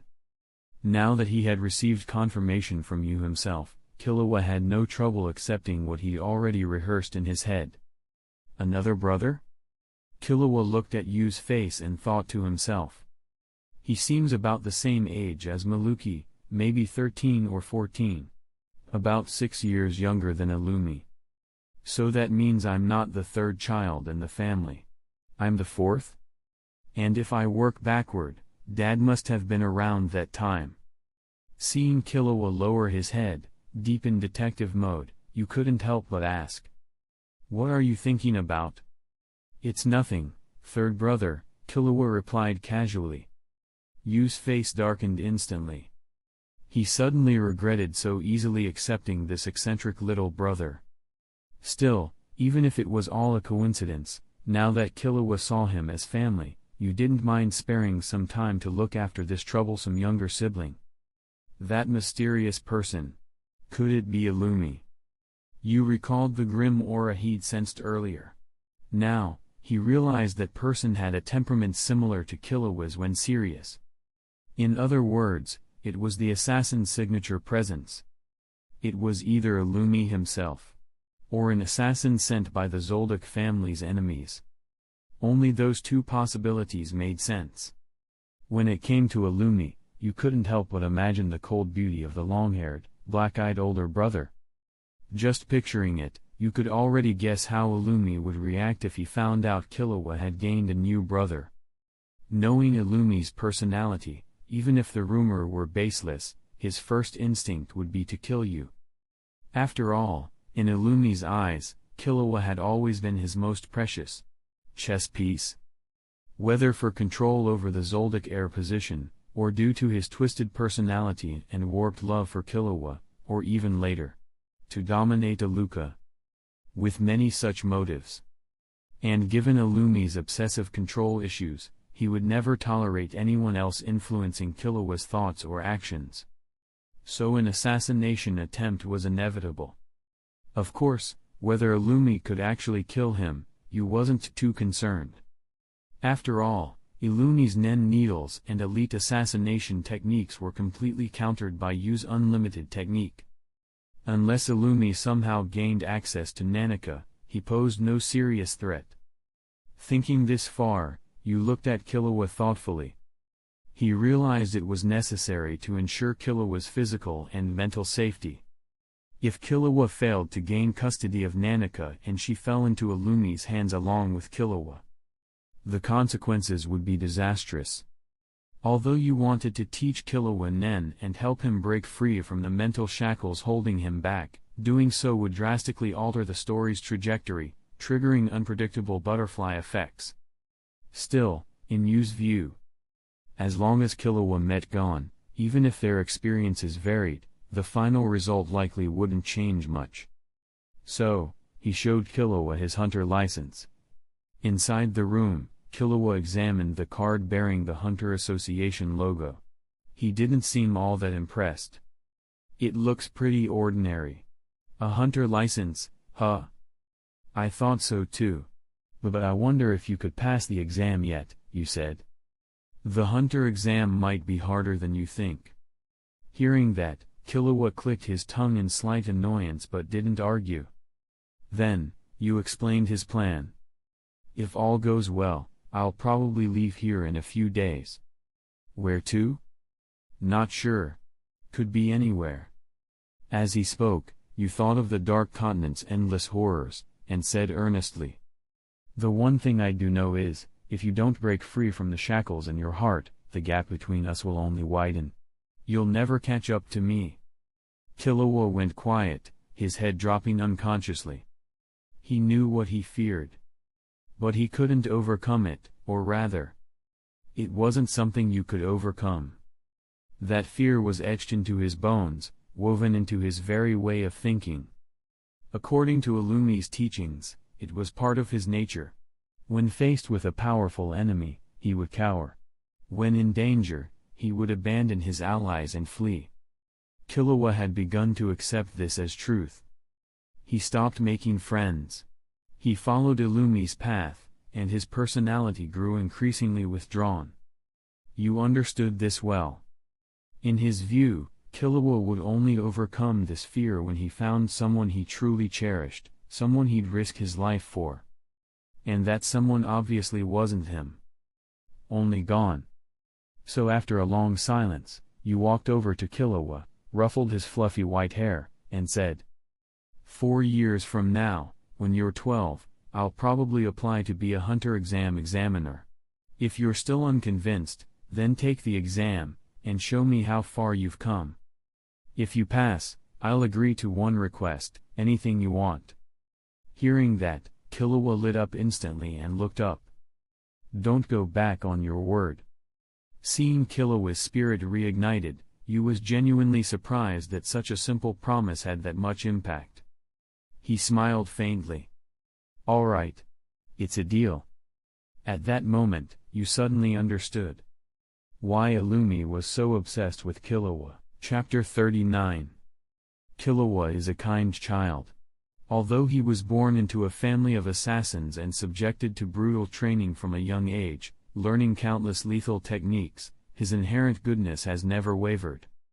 It was because of this that you dared to promise him something unconditionally. You must understand, as a user of Nen, particularly in formal pacts or conditions involving abilities, like a vow or restriction, one's words and actions carry significant weight. In such cases, even the most malevolent Nen users or curse-based techniques won't easily break the terms of a vow once made. Now, as a reward for keeping his identity a secret, you agreed to let Killua spend a day with him. So the two of them visited a nearby restaurant with good reviews. In the restaurant, Killua stirred the ice in his juice with a straw and asked you.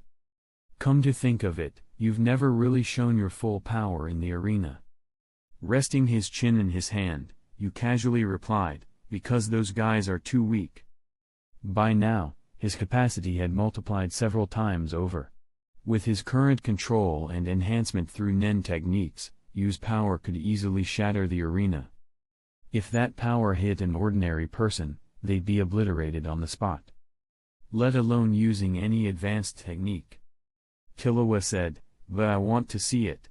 So I can understand how big the gap between us really is." "Aren't you worried that'll crush your confidence permanently?" Yu's tone and expression were teasing. But Killua responded firmly.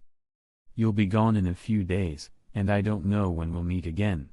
If I don't see that difference now, I might not get another chance, right?" "That's true." Yu nodded, accepting Killua's reasoning. Looking into Killua's determined eyes, he thought for a moment before replying. "If I meet a worthy opponent later, I'll show a bit of my strength. Depending on how strong they are." Killua's eyes sparkled with anticipation. After wandering around for the rest of the day, the two returned to their rooms to rest before the next match. Over the next few days, because Yu remained undefeated and unharmed, his scheduled matches became more frequent. Unfortunately, even after several consecutive victories that brought him to the 170th floor, he still hadn't encountered any worthy challengers. Fortunately, likely due to his overwhelming popularity and dominant strength, the arena specially arranged for him to face another rising star, the other rookie king of the season. Watching the opponent's fight videos, you noted. He was a raw powerhouse. In every match, he left the arena in ruins using only brute force. He appeared to be an enhancement-type Nen user. The fans had even dubbed him the Ring Destroyer. Seeing this, you understood. No wonder they set me up to fight him. In the blink of an eye, the match between the two rookie kings arrived. The hype was so high that the arena was split between two roaring fanbases even before the opening bell.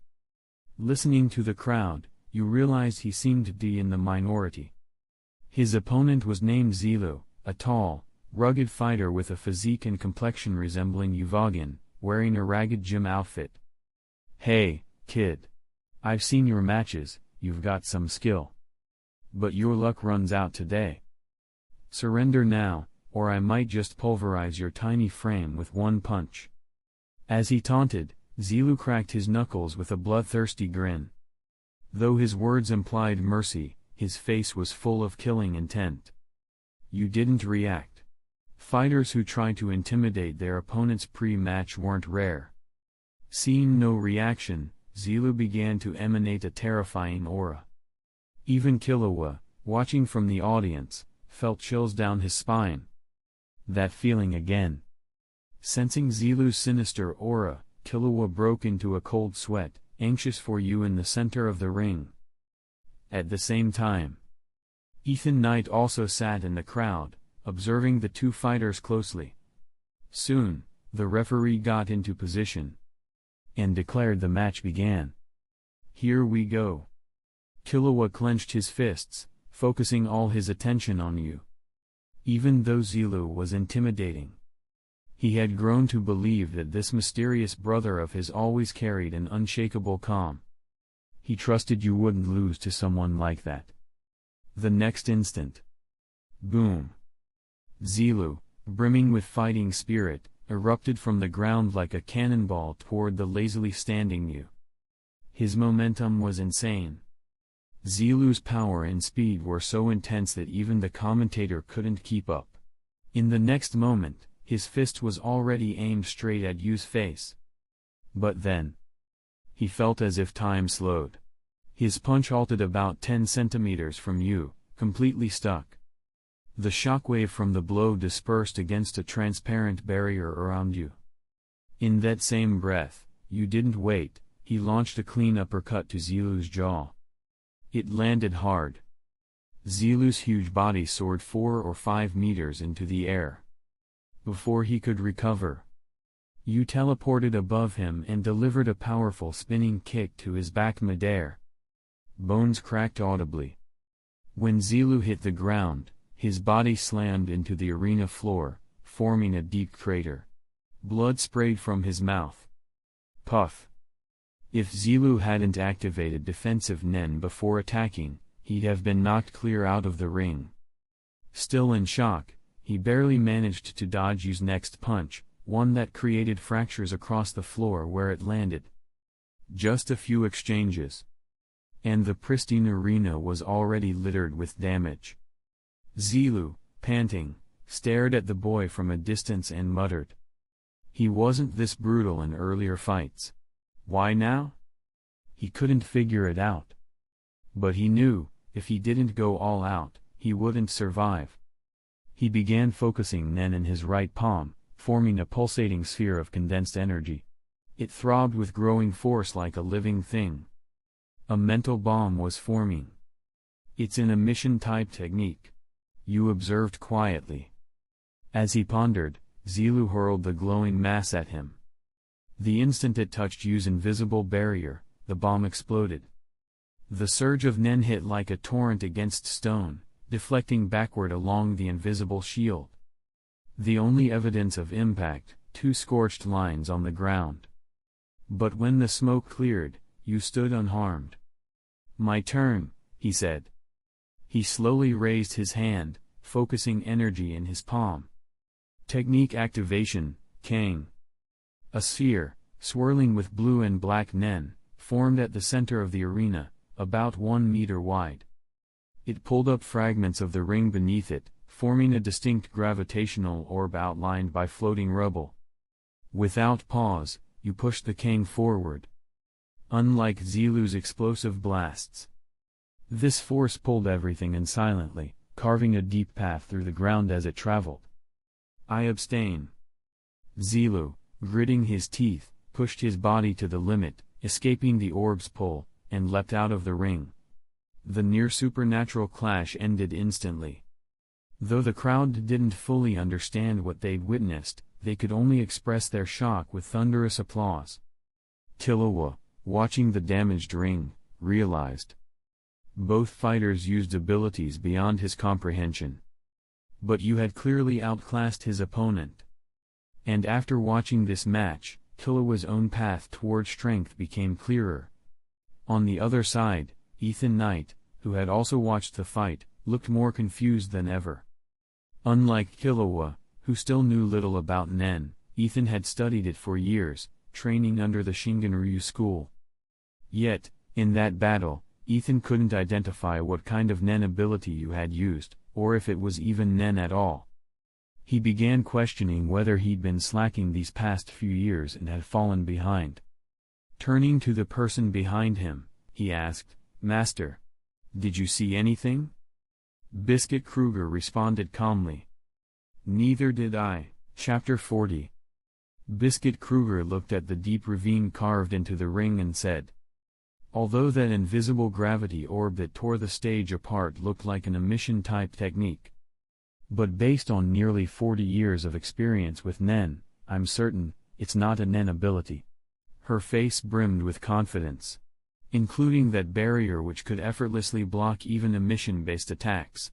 It seemed to be some form of power beyond her current understanding. What exactly is it? Ethan Knight asked. Biscuit shook her head silently, just as puzzled and curious. Then, Ethan asked, so, Master, could he be the boy you were looking for? Still not 100% sure. Biscuit bit her thumbnail unconsciously, thinking. Then she said, but based on my years as a hunter, and my woman's intuition, it's probably him. Her eyes followed the boy who had just leapt off the ring. Before she realized it, he had already exited the arena, walking out with a white-haired boy around 8 or 9 years old. Follow him. Biscuit ordered Ethan, then dashed after them, elsewhere. As the match ended, the arena slowly cleared out, and lights were being turned off. In the shadows near the edge of the venue, a tall, black-haired man leaned against the wall, arms crossed. He silently watched the path you and Killua had taken, murmuring to himself. That guy. Who is he? The black-haired man was Illumi, the eldest son of the Zoldyck family, and Killua's older brother. Illumi's presence was so perfectly concealed that even Killua, himself trained in assassination, hadn't sensed him at all. Because he was always watching Killua, he naturally took notice of you, who was walking alongside him. Killua's friend. Illumi muttered, quickly drawing a conclusion. I already told Killua, making friends only becomes a burden. Then, in his usual calm, icy tone, he added. Fine. I'll just kill him. And with that, Illumi's figure vanished from the spot. Outside the arena, you had already noticed Biscuit and Ethan Knight tailing him, along with the faint yet distinct malice emanating from Illumi. So many stalkers today. You sighed quietly, then entered the elevator with Killua, pressing their respective floor buttons. Recalling the match earlier, Killua hadn't said much, but his admiration for you was written all over his face. From time to time, he glanced up at you, feeling proud to have such a capable brother. Will I be able to learn that technique someday? Killua asked. It's hard to say. In theory, Nen abilities can take many forms, and you might be able to learn it. But that doesn't mean it's the best choice for you, you answered. Then, can I start learning now? Killua asked eagerly. No. You looked down at him and said, you're still too young. Once an ability is created, it can't be changed, or doing so comes at a steep cost. It could lock your potential and waste your talent. It's like asking, how can you know whether that ability will still suit you years from now?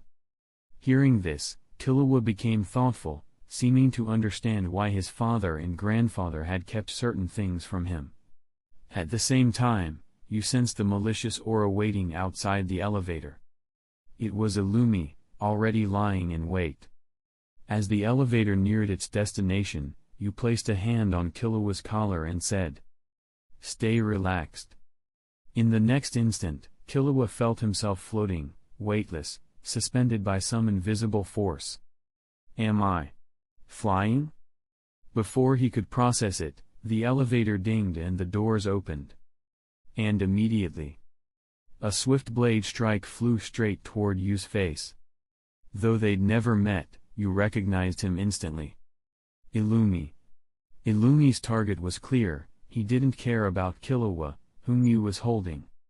Without hesitation, he drove his fingertip toward Yu's forehead, intending a lethal blow. But he abruptly realized there was some kind of invisible barrier protecting Yu. At the moment of contact, his hand was halted by a strange force. His muscles still pushed forward, but suddenly, His movements slowed. Worse, he couldn't pull back. Taking advantage of the pause in Illumi's reaction. You didn't hold back. He delivered a heavy punch to Illumi's abdomen. As a top-tier Zoldyck assassin, Illumi's reaction speed was monstrous. He immediately reinforced the impact site with hardened Nen, clearly using the Ken technique. Though sent flying by the powerful strike, he wasn't seriously injured, just sore. But it gave you the opening he needed to teleport away from the confined elevator, placing distance between Killua and Illumi. Go back to your room. You instructed Killua, then turned to confront Illumi again. Killua stood frozen. Was this his eldest brother Illumi, fighting his newly found third brother? Before he could react further, Illumi lunged at you. And midair, unleashed several deadly needles. Swish. They flew like bullets, but again, upon reaching the range of Yu's unlimited technique, they halted in midair. The sight confirmed Illumi's suspicion. This unknown boy had a defensive barrier of some kind. Normally, Illumi would avoid fighting such a difficult opponent. But this time, you had crossed the line. So Illumi came with full killing intent. A flurry of attacks followed.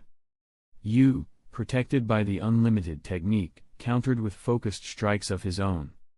To keep up with Illumi's brutal speed and rhythm, Yu's brain and 6 eyes pushed into overdrive. Naturally, the energy consumption increased. Finally, when Illumi got in close, Yu activated his no bottom line ability, grabbing Illumi's wrist to prevent him from escaping. With his other hand, he began forming a gravity orb, Kang. Shishi. Dust gathered toward his palm as the vortex intensified. Even Illumi felt the impending threat. Yu didn't hold back.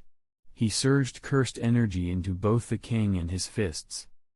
Gravity and Nen force fused. The resulting impact was terrifying. Bang! Though Illumi managed to block, his ribs shattered. He was launched back, crashing into the far corridor wall with a violent smash. Killua shouted desperately. "Brother, stop fighting." Illumi, bloodied and covered in dust, stood and emerged from the rubble. "Shut up, Killua. I'm killing this brat right now." His voice was filled with venom.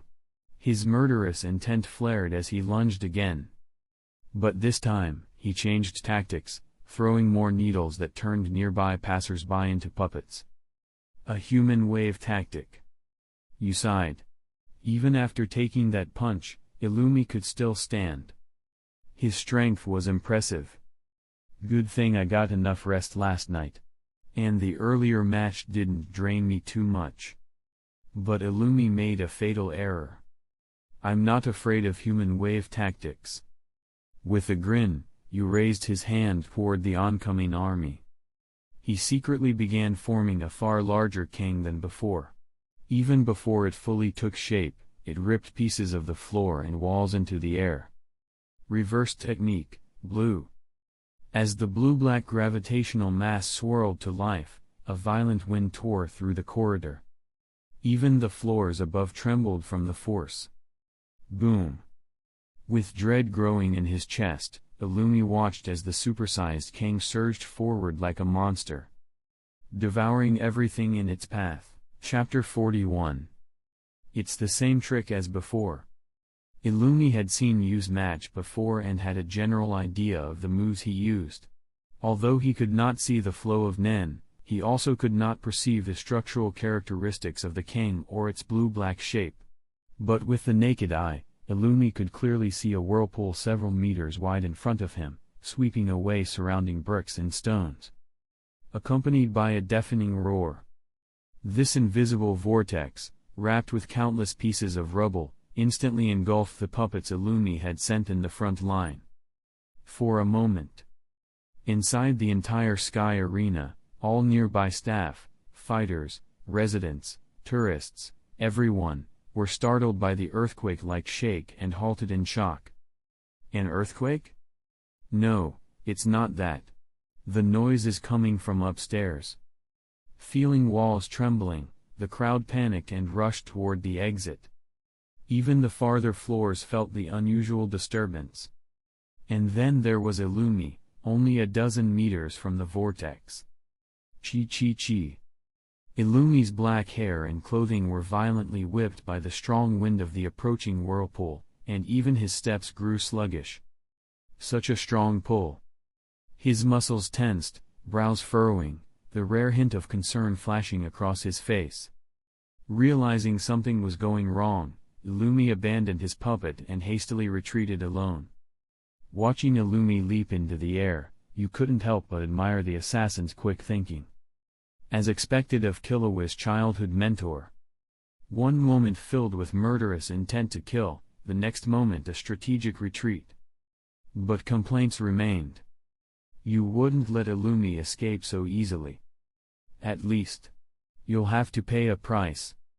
You focused his mind and subtly guided the released king to accelerate in the predetermined direction. Soon, its pull began to affect Illumi's steps, his pace clearly slowed. How difficult. Illumi felt the draw growing stronger. Every leap off the ground required more energy and strength. Once he relaxed, the vortex's suction threatened to drag him in, rubble and all. What kind of ability is this? Before Illumi could fully think it through, he reached the end of a corridor, no way forward. He burst through a nearby residence door, narrowly avoiding a wash of gravel and debris. Boom! A huge hole appeared at the corridor's end. You noted that the attack had missed and refrained from pursuing, instead calmly sensing Illumi's movements behind cover. A circle of blue king clung to Yu's fist, primed for a heavy strike. Although Illumi dodged my blue attack, he's expended a lot of stamina and energy. But, he's still incredibly fast. Through Yu's eyes, Illumi darted rapidly and silently across the rooms hidden by walls. As befits the Zoldyck heir, the finest assassin. His deadly aura remained hidden, and he exerted minimal sound with each step. Well aware, you relied on subtle changes in air currents to track him, and the murderous intent that erupted with each attack. Bang!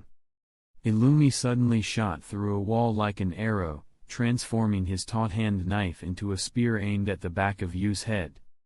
It was a surprise kill attempt using his trusted speed. But unfortunately, Killua had used that trick before. So it could not work. The moment Illumi's fingertips grazed Yu's unseen Nen barrier, his speed halted once again. It was as though time stretched infinitely. Illumi felt his arm strength remain, and sensed forward motion, but to the naked eye, it looked as though time had frozen, with his fingers barely 10 centimeters from Yu's mind.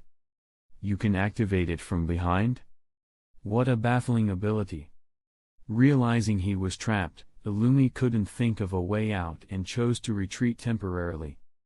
After all, he hadn't been paid to kill you, he was only suspected of having ties to Killua's friend.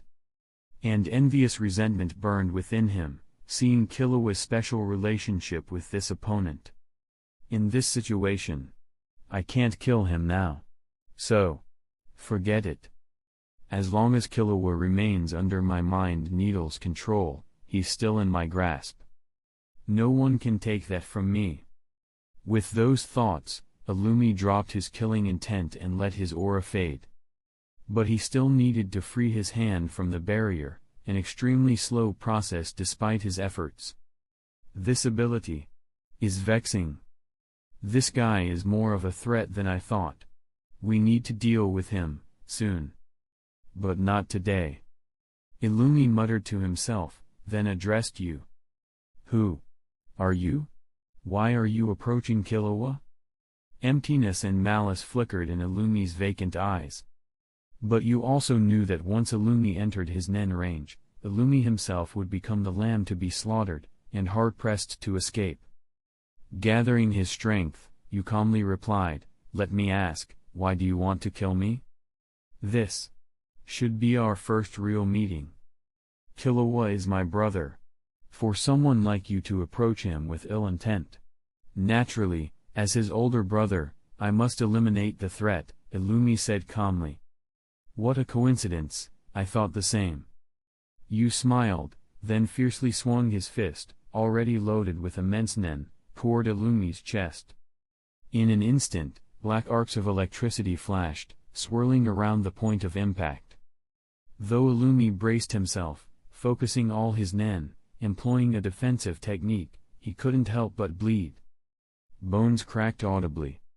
In the next heartbeat, Illumi's body flew into the wall, smashing through a dozen rooms before coming to a halt. Now, the black lightning had dissipated, but the force and smoke remained, echoing through the corridor, marking the power of Yu's strike. The move he used was called Black Flash. A rare phenomenon, when the burst of nen and physical strike synchronize within 0.000001 seconds, amplifying the blow to a critical level. It's like a natural critical hit. He had a premonition. If he directed another black flash of equal intensity at Illumi's chest, the Zoldyck line would be one member shorter, for good. Chapter 42. Killua had imagined a scenario where Yu would win. Because he knew from the beginning that Yu's ability was very special, and extremely effective against close combat like assassination. Yet deep in Killua's heart, he still firmly believed his brother Illumi was far stronger. The process might be tricky, but at least they wouldn't lose. No matter what, the sense of an insurmountable gap and constant fear that Illumi had instilled over the years remained Killua's deepest emotional anchor. That internal shackle made Illumi seem more terrifying than their father or grandfather, and Killua couldn't imagine seeing him defeated. And yet now, the outcome was clear. Illumi had been blasted dozens of meters away by the overwhelming force. He had not moved since, and no one knew whether he was alive or dead. Even before this, Killua had grappled with Illumi's methods and ideals many times. In that moment, Killua cried out. "Brother!" Yu, sensing the shout, replied calmly. "Don't worry. He's not dead." You could feel a faint breath from Illumi's broken body, buried amid the ruins. Honestly, surviving a black flash was beyond anyone's expectations.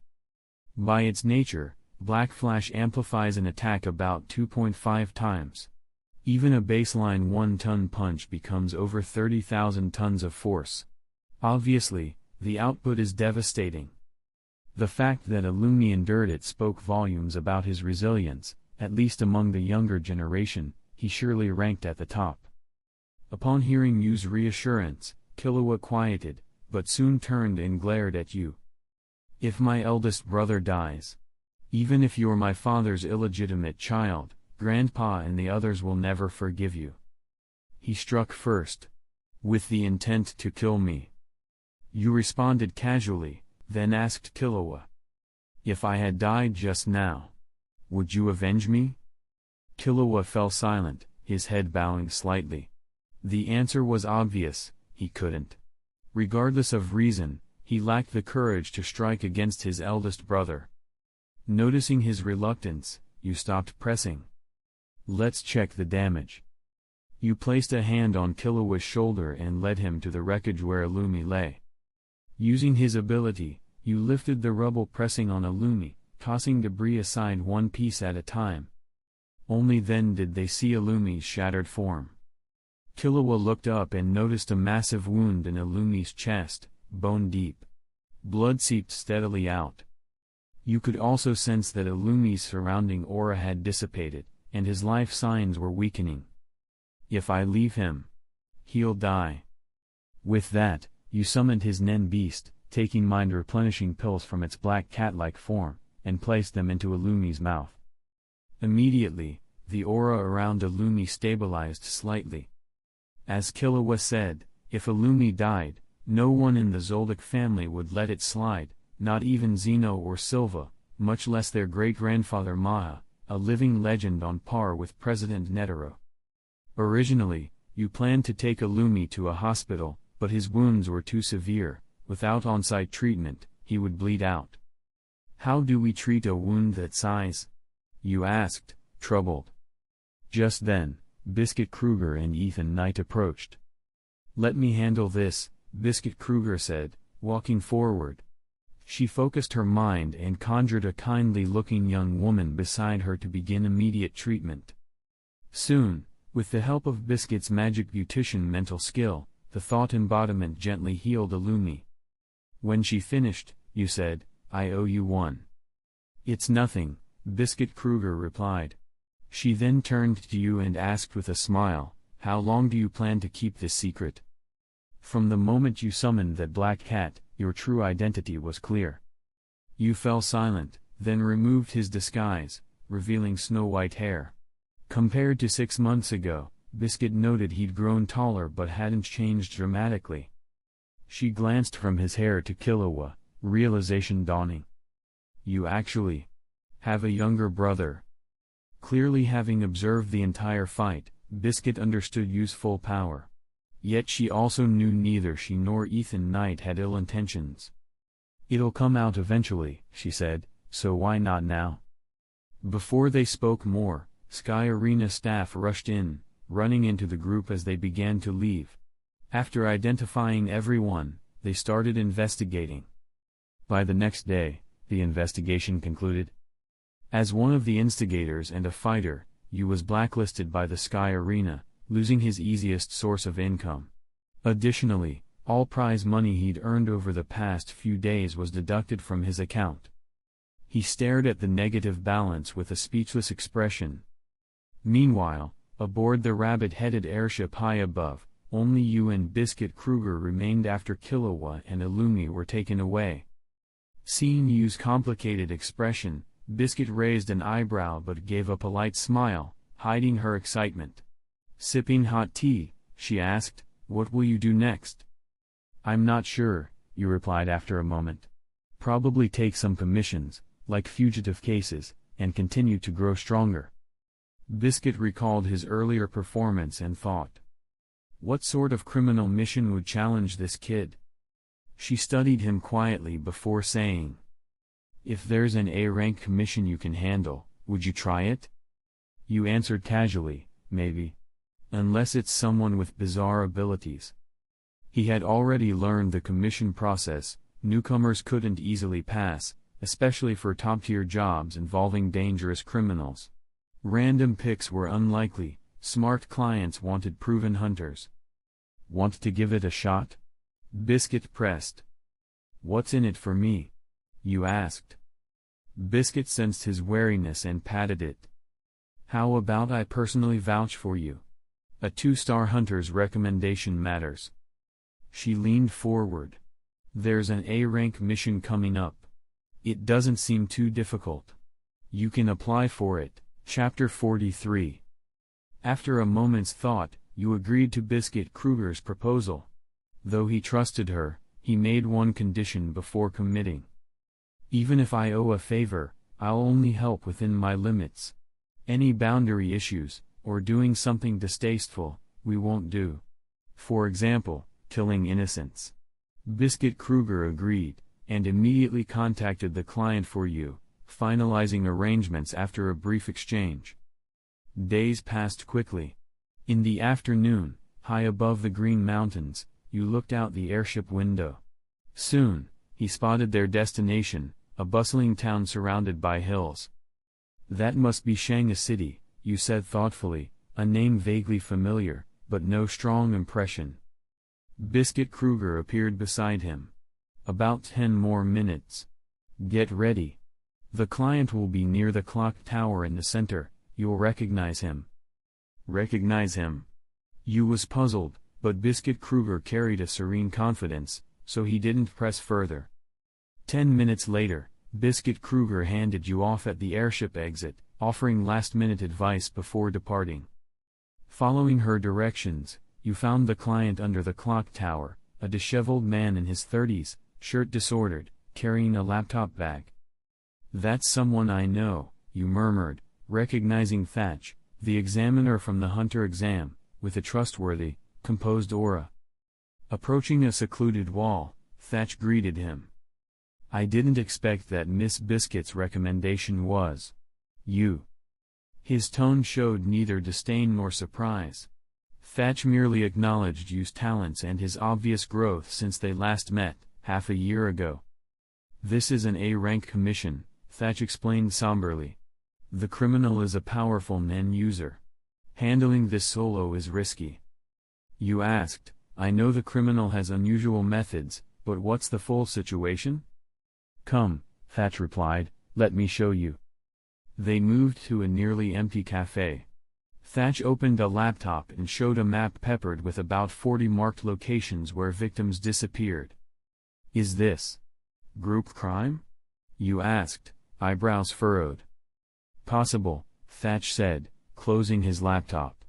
But every victim's aura came from one source. Rising to leave, Thatch added, we'll meet surviving victims next. I'll explain more on the way. Soon, they reached a hospital's western wing. From afar, mournful, chilling cries filled the air. The criminal removes victims' eyes, Thatch whispered. Stay professional. If you feel uneasy, you can leave. Thatch pushed into the ward, Yu following cautiously down corridors toward the deepest room. As they neared, the cries intensified, but Yu mentally braced himself. In the dimly lit room, perched on a bed, was a 13-year-old boy, his hands covering dark, empty sockets. Tear-streaked blood coated his face, scratched arms revealing unimaginable pain. Thatch said quietly, the criminal targets teens, this boy is a rare survivor. He then motioned Yu outside. The boy's mother, gray-haired and distraught, grabbed Thatch in desperation, her whispered plea clear. Catch the devil who did this. Standing by the hospital entrance, Yu felt anger and resolution. An assassin's history in Shanga City. All pointed to one person. Member of the Phantom Troupe, Omokage. A telepathic puppet maker, dubbed God's puppet master. Before Kurlo, he was Troupe No. 4. His depraved pleasure was harvesting human eyes to fashion dolls.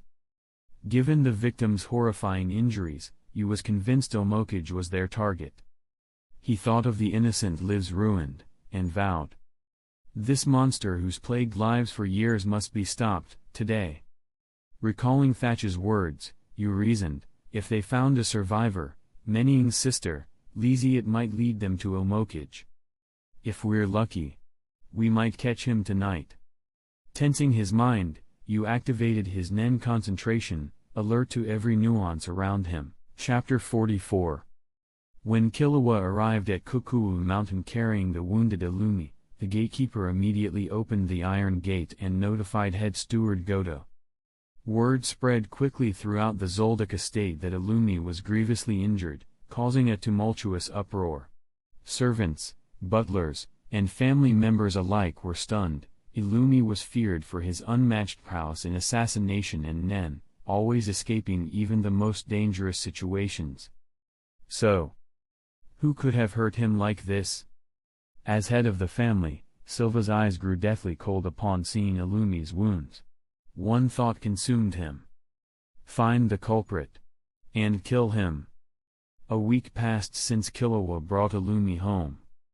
Illumi lay in a special treatment room. His breathing steadied, and consciousness returned, but the chest wound remained severe. It will take at least 6 months to fully heal. As a mother, Kikyo wept uncontrollably beside his bed. Even Maluki Zoldyck, usually aloof and pretentious, had grown visibly agitated. The only person who could know the full story now was Killua. In the silent room, all eyes rested on him. Kikyo pressed forward, tears in her voice. Killua, tell your mother. Who did this to your brother? Just describe his appearance, and I swear, today, I'll tear his head off and avenge him. Killua hesitated, torn. Objectively, Illumi had provoked this by attacking you with lethal intent. You had acted in self-defense. Disclosing Yu's identity, an illegitimate child of Silva, could mean his death under Silva's orders. So Killua lied. He hadn't seen the attacker clearly, only Illumi had. But at 8 years old, Killua overestimated his deception. Both Maluki and Kikyo detected the unease in his expression. Something was off. Killua. Kikyo looked conflicted, then Maluki stormed forward and slapped Killua across the face. Bang! Kikyo scolded, but Maluki retorted. Mom! This kid isn't telling the truth. Maluki, stop it! Kikyo pleaded. At that moment, Silva entered the room. Killua, have him brought to me. Killua felt a cold chill. Silva's voice, deep, commanding, allowed no refusal. Killua followed his father into a dimly lit room, head bowed, guilt-ridden. Silently, Silva moved to a sofa, gesturing for Killua to sit. Killua, tell me. How have these 2 years away from home been? Taken aback, Killua answered hesitantly, fine.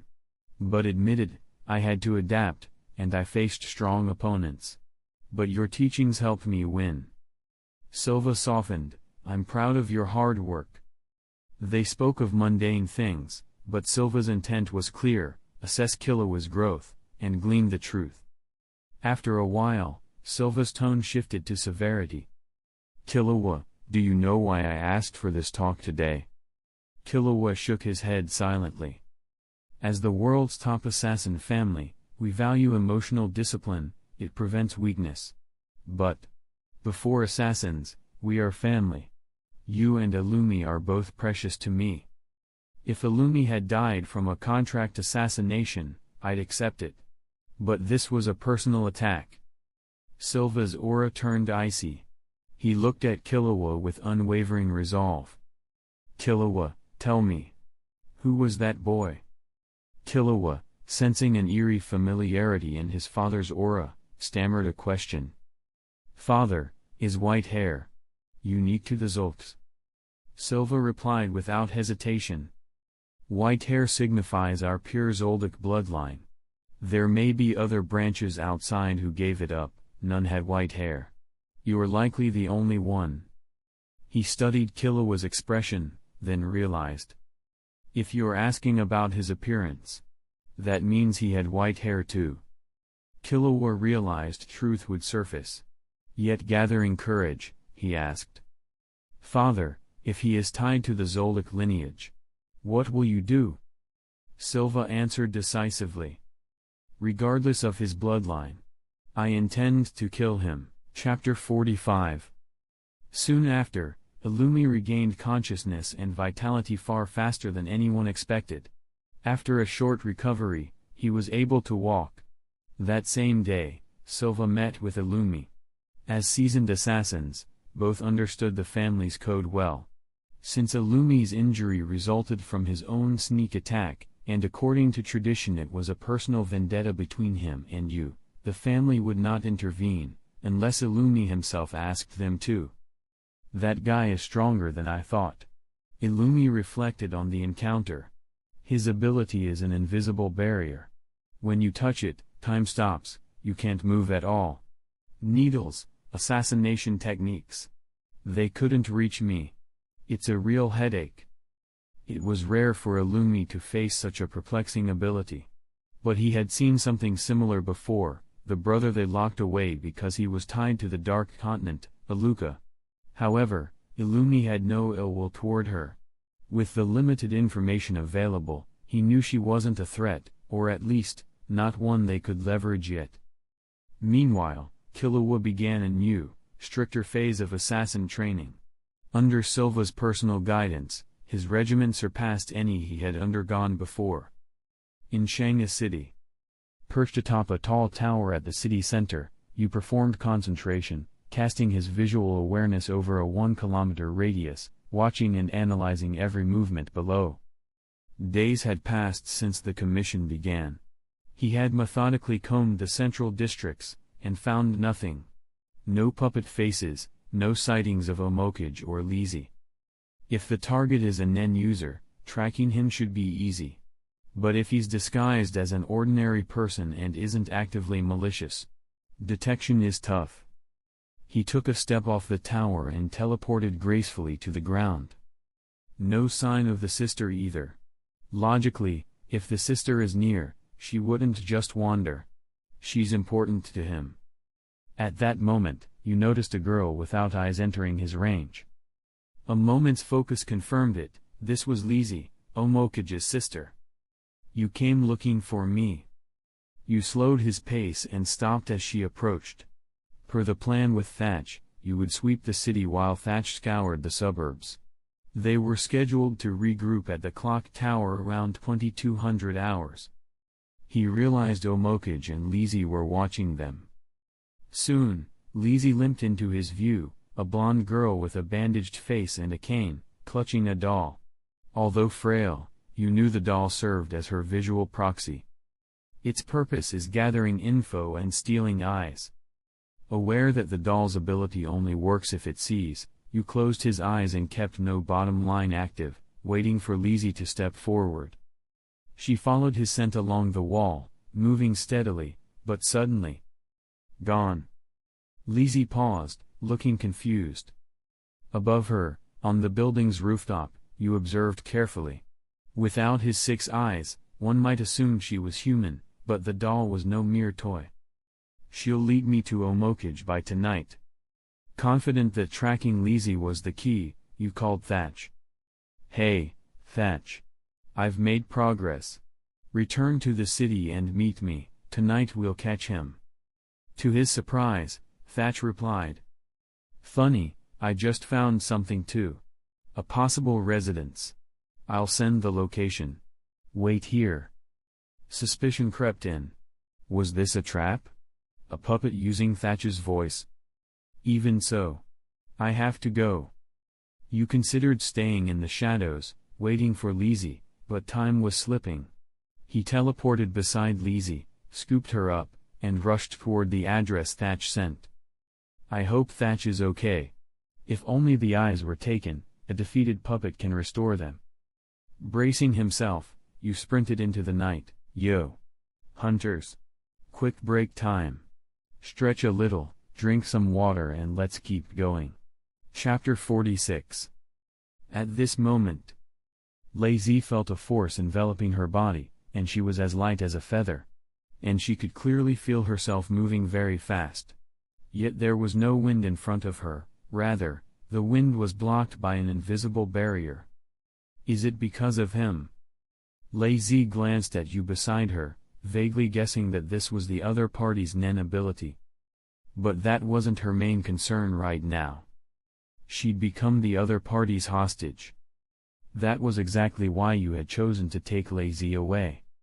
After all, no matter what Satotz's situation was, Lizzie, as the most cherished pawn of Omokage, would be his biggest bargaining chip. She believed that if Omokage wasn't stupid, he'd know exactly what move to make. I'm afraid the worst has already happened, Worry frowned inwardly. A few minutes later, following the location provided by Satotz, you rushed to an abandoned old house in the suburbs and carefully searched for any sign of Satotz nearby. Although he and Satotz had only just met, after spending a few days together, you couldn't deny that he cared about Satotz's life or death.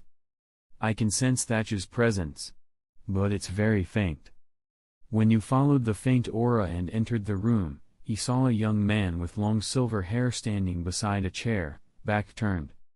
Omokage, you murmured coldly, recognizing the other immediately. But what stood in front of him wasn't a live person, it was a puppet animated by Omokage's Nen, its eyes empty, form hollow. Noticing someone had entered, the puppet turned around, looked at the white-haired boy with its empty gaze, and smiled. You're looking for this messy-haired guy, right? As it spoke, Omokage pivoted the chair beside him to reveal Thatch, who had lost his eyes.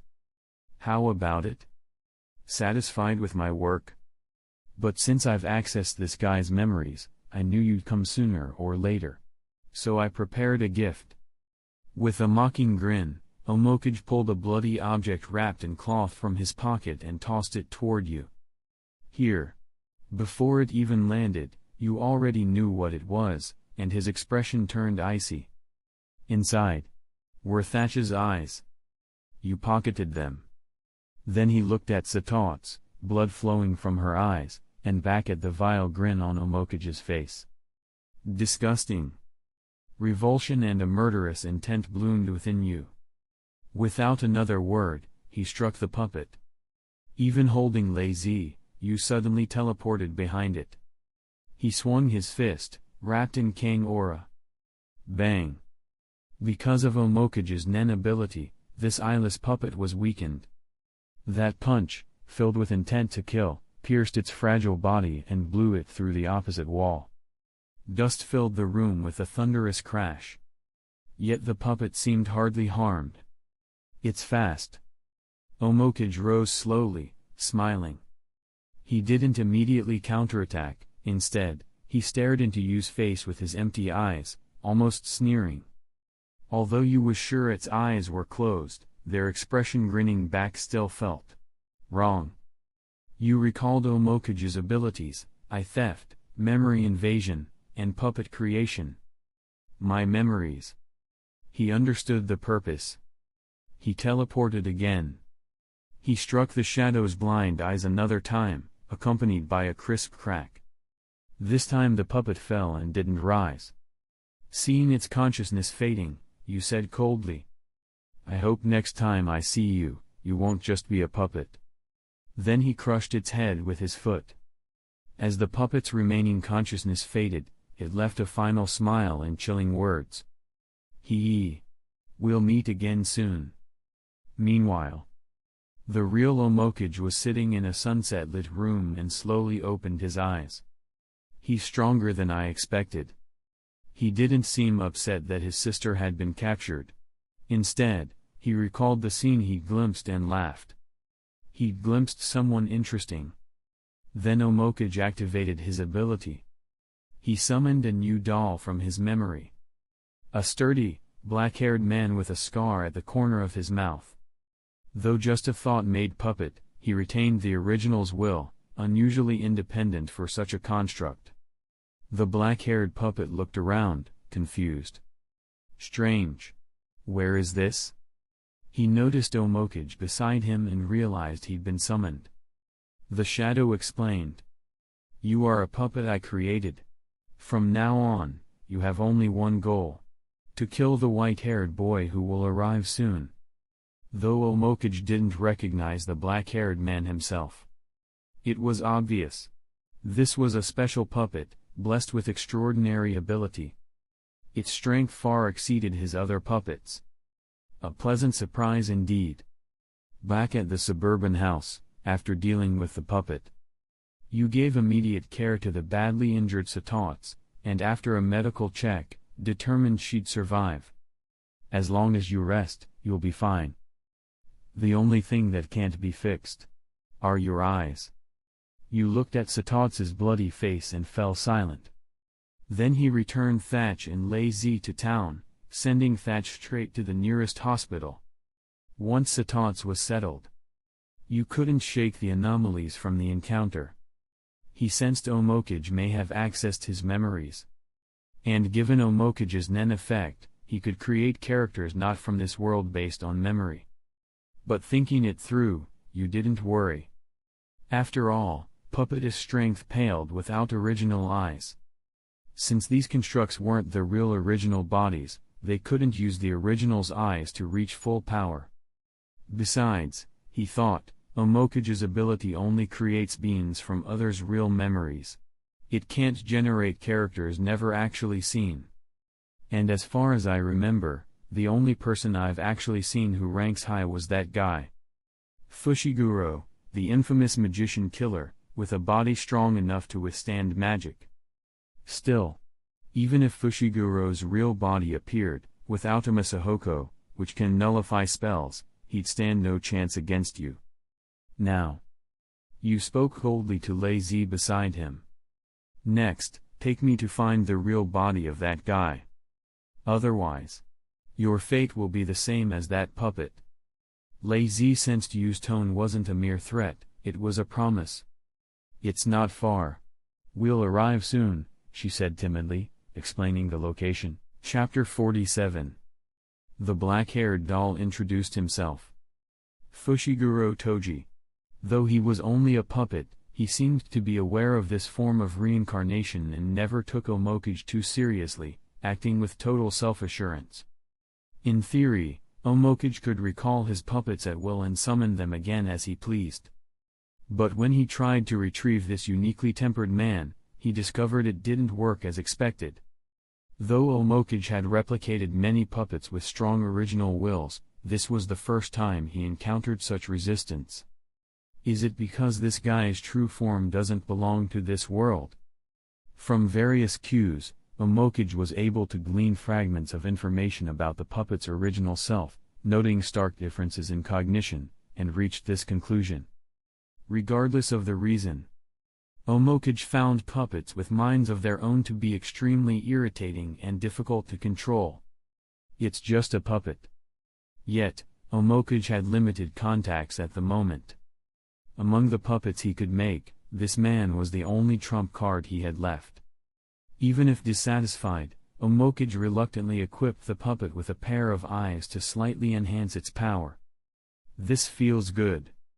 At that moment, the puppet named Fushiguro Toji was rotating his arms, standing in the house to loosen up and evaluate his situation. He wasn't the original man anymore, but he retained the same memories and mindset. And the one who summoned him was the silver-haired man called Omokage, standing beside him.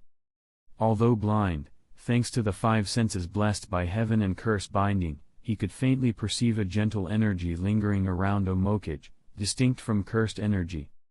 After stretching, Toji told Omokage, "Let's be clear, I don't take jobs that lose money. If you want me to kill someone, we need to discuss payment. If the price is right, maybe I'll give it my all. Also depends on the target, if he's tough, the fee goes up." Hearing this, Omokage frowned. This was the first time a puppet had negotiated terms with him. Did this guy have a screw loose? After a moment of silence, Omokage asked, "What do you want?" Toji grinned. "Money, of course. If you don't agree, find someone else next time." He tapped his temple and added confidently, "I'm guessing, if I destroy this place, I'll probably disappear and return, right?" Omokage fell silent. He realized the puppet was serious. If unpaid, he might self-destruct then and there, and by then it'd be too late to make another puppet. Luckily, it was only money. Omokage agreed without hesitation. After all, as a member of the Phantom Troupe, he had no shortage of funds. "No problem," said Omokage. With confirmation, Toji turned businesslike. "Tell me about this white-haired kid, his looks, name, and powers. I need all the details." "He's almost here," Omokage replied. "And you know him. I created you from his memories." Upon hearing this, Fushiguro Toji paused, an idea forming. Of the white-haired brats he remembered, there was only one from the Gojo family. Thinking that, Toji felt the deal might be a bust. After all, without special tools, he couldn't breach the limitless technique. Still, he grew eager. "Even if I can't kill him, it'll be fun to fight. And besides, I'm not even sure it's the Gojo kid yet." Soon after, guided by the location from Lazy, you arrived at a mansion atop a mountain. He could already sense Omokage's presence from afar. "This is it." You pushed the door open and entered alone. Inside, he immediately spotted the real Omokage standing on a stage at the end of the hall, clearly waiting. Omokage looked down at the white-haired boy, spreading his arms and speaking loftily. "Welcome to my collection. I didn't think you'd find this place so fast. The recent string of victims missing their eyes. That was you, wasn't it?" you asked coldly. Omokage chuckled. "That's right. My ability lets me create puppets that appear human, but I can't recreate eyes. To become the god of puppeteers and make Lazy the perfect puppet, sacrifices had to be made." Disgust boiled within you. He knew the man before him was scum, it was a waste of breath to say more.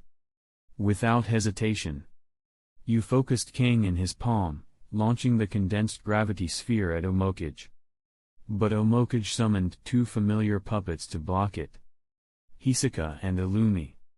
The King sphere zipped toward them at high speed, but was intercepted as both puppets raised their hands.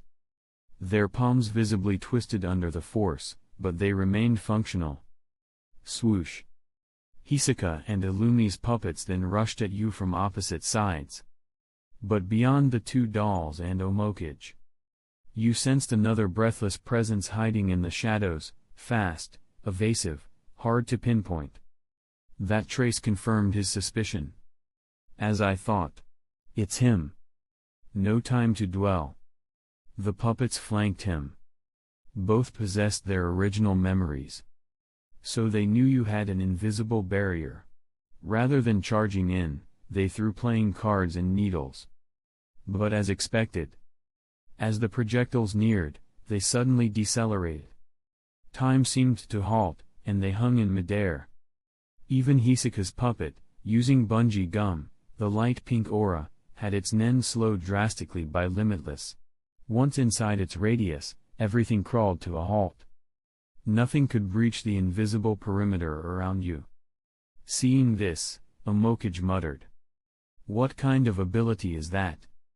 To him, the puppets of Hisoka and Illumi were formidable. Even by Phantom Troop standards, they were top tier. Yet none of their attacks touched the white-haired boy. Realizing the situation, Omokage gave a silent command. To the one hiding in the dark, attack now. So impatient. The hidden figure whispered. Then, a black-haired man with a long blade darted from the shadows beside you. His movement stirred sharp gusts of wind.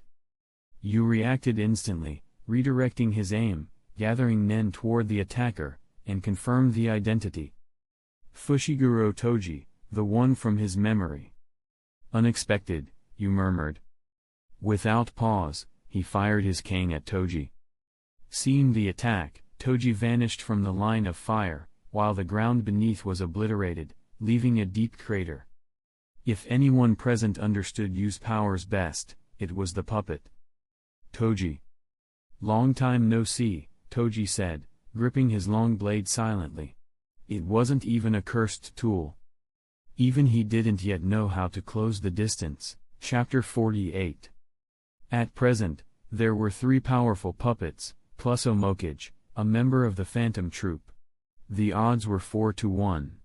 By sheer numbers, he was clearly at a disadvantage. But numbers were meaningless. Cannon fodder remained cannon fodder, and swarming tactics were a joke against the Limitless technique, especially when it allowed for wide-area devastation. You knew this well. He turned his eyes to the puppets of Hisoka and Illumi, who were keeping their distance, and began channeling nen. The technique is reversed, blue. Sensing the shift in aura and a huge surge of power, Fushiguro Toji immediately backed off. You believed Hisoka and Illumi would have done the same in their place. It took only seconds.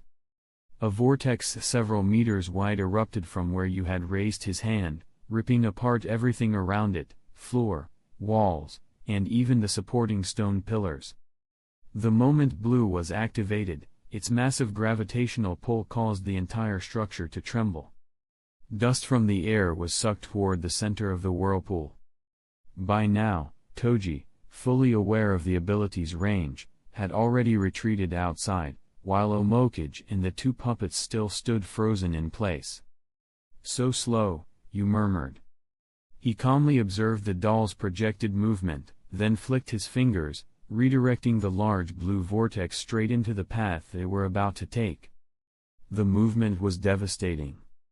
Wherever the invisible whirlpool passed, destruction followed. Even a fool could see. There was no escaping this. Especially Hisoka and Illumi's puppets, who clearly recognized the incoming threat. Their first instinct was retreat. But you had anticipated that. In the next instant, he released a second blue, positioned between them at just the right distance. This second vortex wasn't as powerful as the first, but it was enough to momentarily halt their movement. Even a brief tug was all he needed. When the two blue fields overlapped, the puppets, far weaker than their original counterparts, stood no chance of escape. In a flash, the floating puppets were sucked into the vortex. As they made contact, the overwhelming pull and rapid rotation shredded their bodies apart, accompanied by shrill, tearing sounds. Even though the threat was neutralized, the savage vortex kept spinning.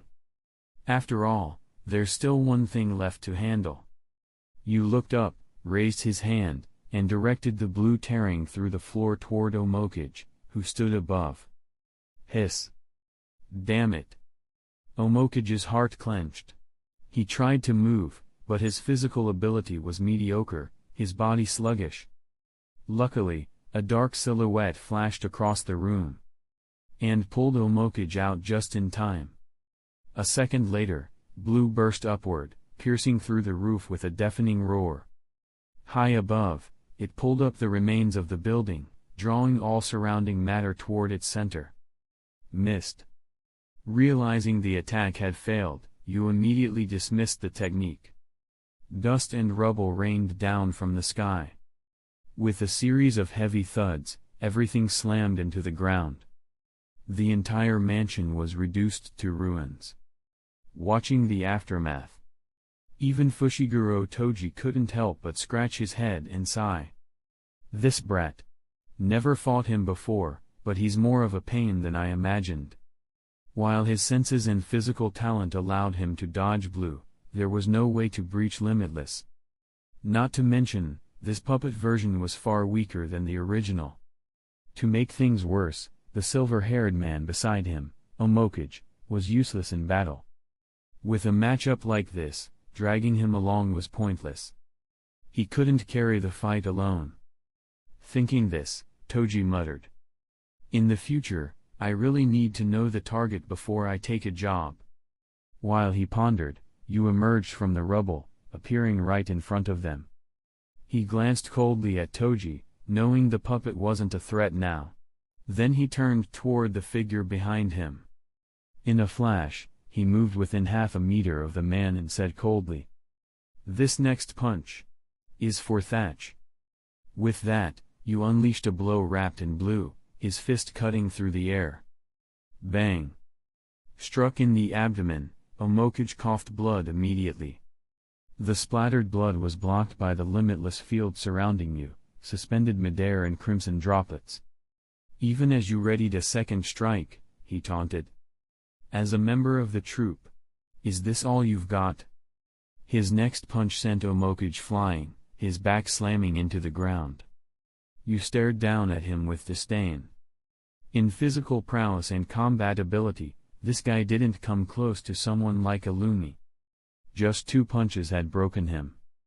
No wonder he'd been replaced by Hisoka later. Still, for someone like Omokage, you had no intention of holding back just because he was weak. Hey. You mean the troupe? The bloodied figure on the ground suddenly laughed. I only joined to collect rare treasures. Eyes, especially, those mesmerizing eyes. There were people in the troupe I hated. But when we acted together, surprisingly, we got along. Because we weren't bound by strength. It was shared philosophy. A brat like you can't understand the thrill of breaking the weak. Hearing that, you grabbed Omokage by the collar and hoisted him up, speaking coldly. I understand it now. As he spoke, Yu's eyes opened slightly. Under the moonlight, the pale blue glow of his irises became even more piercing. Though Omokage had lost the strength to fight, his consciousness lingered. His lips parted in awe. Wow! What incredible eyes! But the next moment, another powerful punch slammed into his face. Then another. And another. By the time you stopped, he didn't know how much time had passed. Omokage's face was beyond recognition, reduced to a festering, grotesque mass. Throughout, Toji hadn't intervened. He waited until you came to himself, then asked with dry amusement. Gojo clan brat. Were you always this cruel? You, about to leave, paused at Toji's words and replied coldly. What does that have to do with you? He turned slowly and stared at Toji with his cold, gleaming blue eyes. You're just a puppet. You've got no heart. What right do you have to judge me? We've only met once, but honestly, my impression of you. Terrible. Well, how about that? Toji replied with a grin. From the first second I saw you, I knew you'd be a pain. But unless I'm paid, I'm not dumb enough to make you my enemy. See you around. With that, Toji left on his own, taking his long sword with him. His whereabouts became unknown. You looked down at Omokage's corpse. He could feel the last traces of Nen fade away. He was finally dead. But shortly after Omokage's death, a stronger post-mortem Nen emerged. It split in two, soaring into the sky in different directions. Post-mortem Nen. You tracked their movement and noticed one trail was following Toji's path. He understood what that meant. Chapter 49. 1 month later. Shanark and Finks happened to be passing through Shanga City. When they arrived at the site of Omokage's last known location, they were met with nothing but ruins and deep gashes in the earth. The two had originally planned to inform Omokage about the upcoming Phantom Troop assembly. Unexpectedly, they arrived only to discover that Omokage was already dead. Such exaggerated destruction. Shanark couldn't help but be impressed. He crouched to examine the wreckage and analyzed. To destroy buildings and ground like this, Omokage couldn't have done it himself. He must have run into a powerful enhancement or emission-type Nen user. In terms of raw destructive power, this person could probably rival Uvogin. As he said this, Shanark looked to Finks and asked seriously, Finks, who do you think is stronger, this guy or Uvogin? TCH, what kind of question is that? Obviously Uvogin. Finks scoffed. He was one of the troop's strongest. Taking down someone like Omokage isn't that big of a deal. No matter how you put it, the strength this guy showed can't be ignored, Shanark replied. Our priority now is informing the boss about Omokage's death and waiting for further orders. Yeah. Finks nodded in agreement. Shanark immediately pulled out his phone and called Kurlo. Once the call connected, Shanark reported everything, the ruined scene, his analysis, and his speculations. After listening, Kurlo didn't react much. He calmly asked, when did this likely happen? Shanark estimated, judging by the state of things, I'd say maybe a few weeks to a couple months ago. Not too long. Any obvious clues or traces left behind? Unfortunately, just rubble, splinters, and dust. Even if there was something, neither Finks nor I could spot anything useful, said Shanark.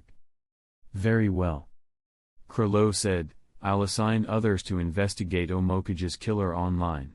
Once we confirm the target, I'll issue commands as needed. For now, inform the rest of the troop about Omokage's death.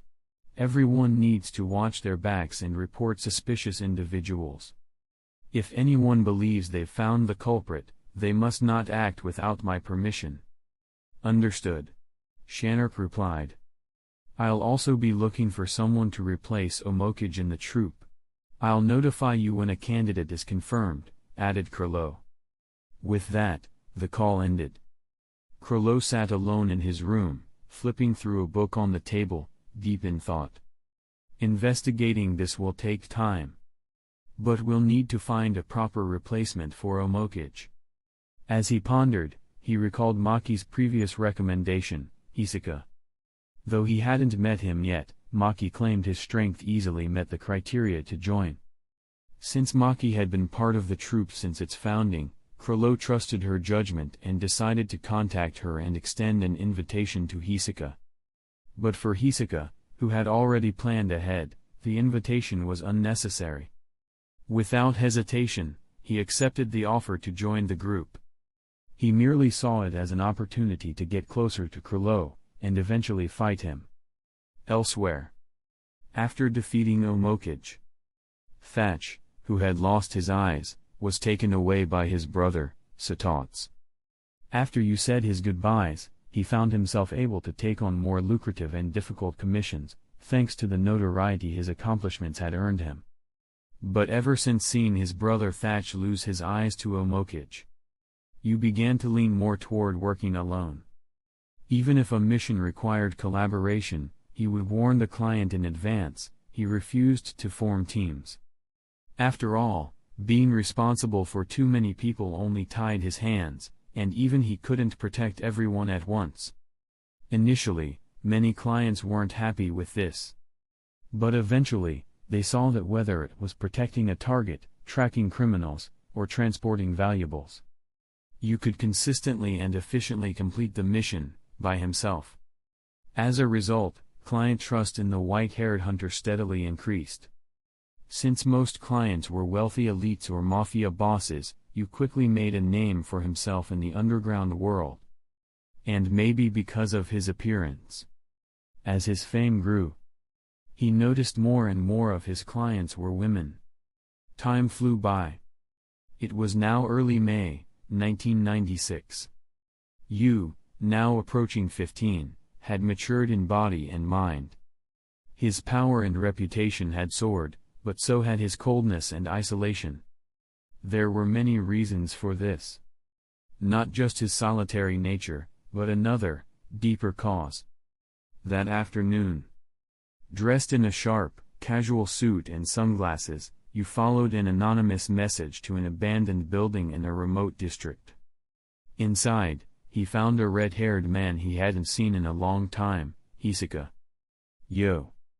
Seeing you, Hisaka, who'd been waiting, smiled and said, "Long time no see. You've really grown." You looked at Hisaka and said, "You faked an identity and lured me here. What do you want? Just say it." Hisaka chuckled. "Still so cold. I know you've been quietly tracking the Phantom Troop.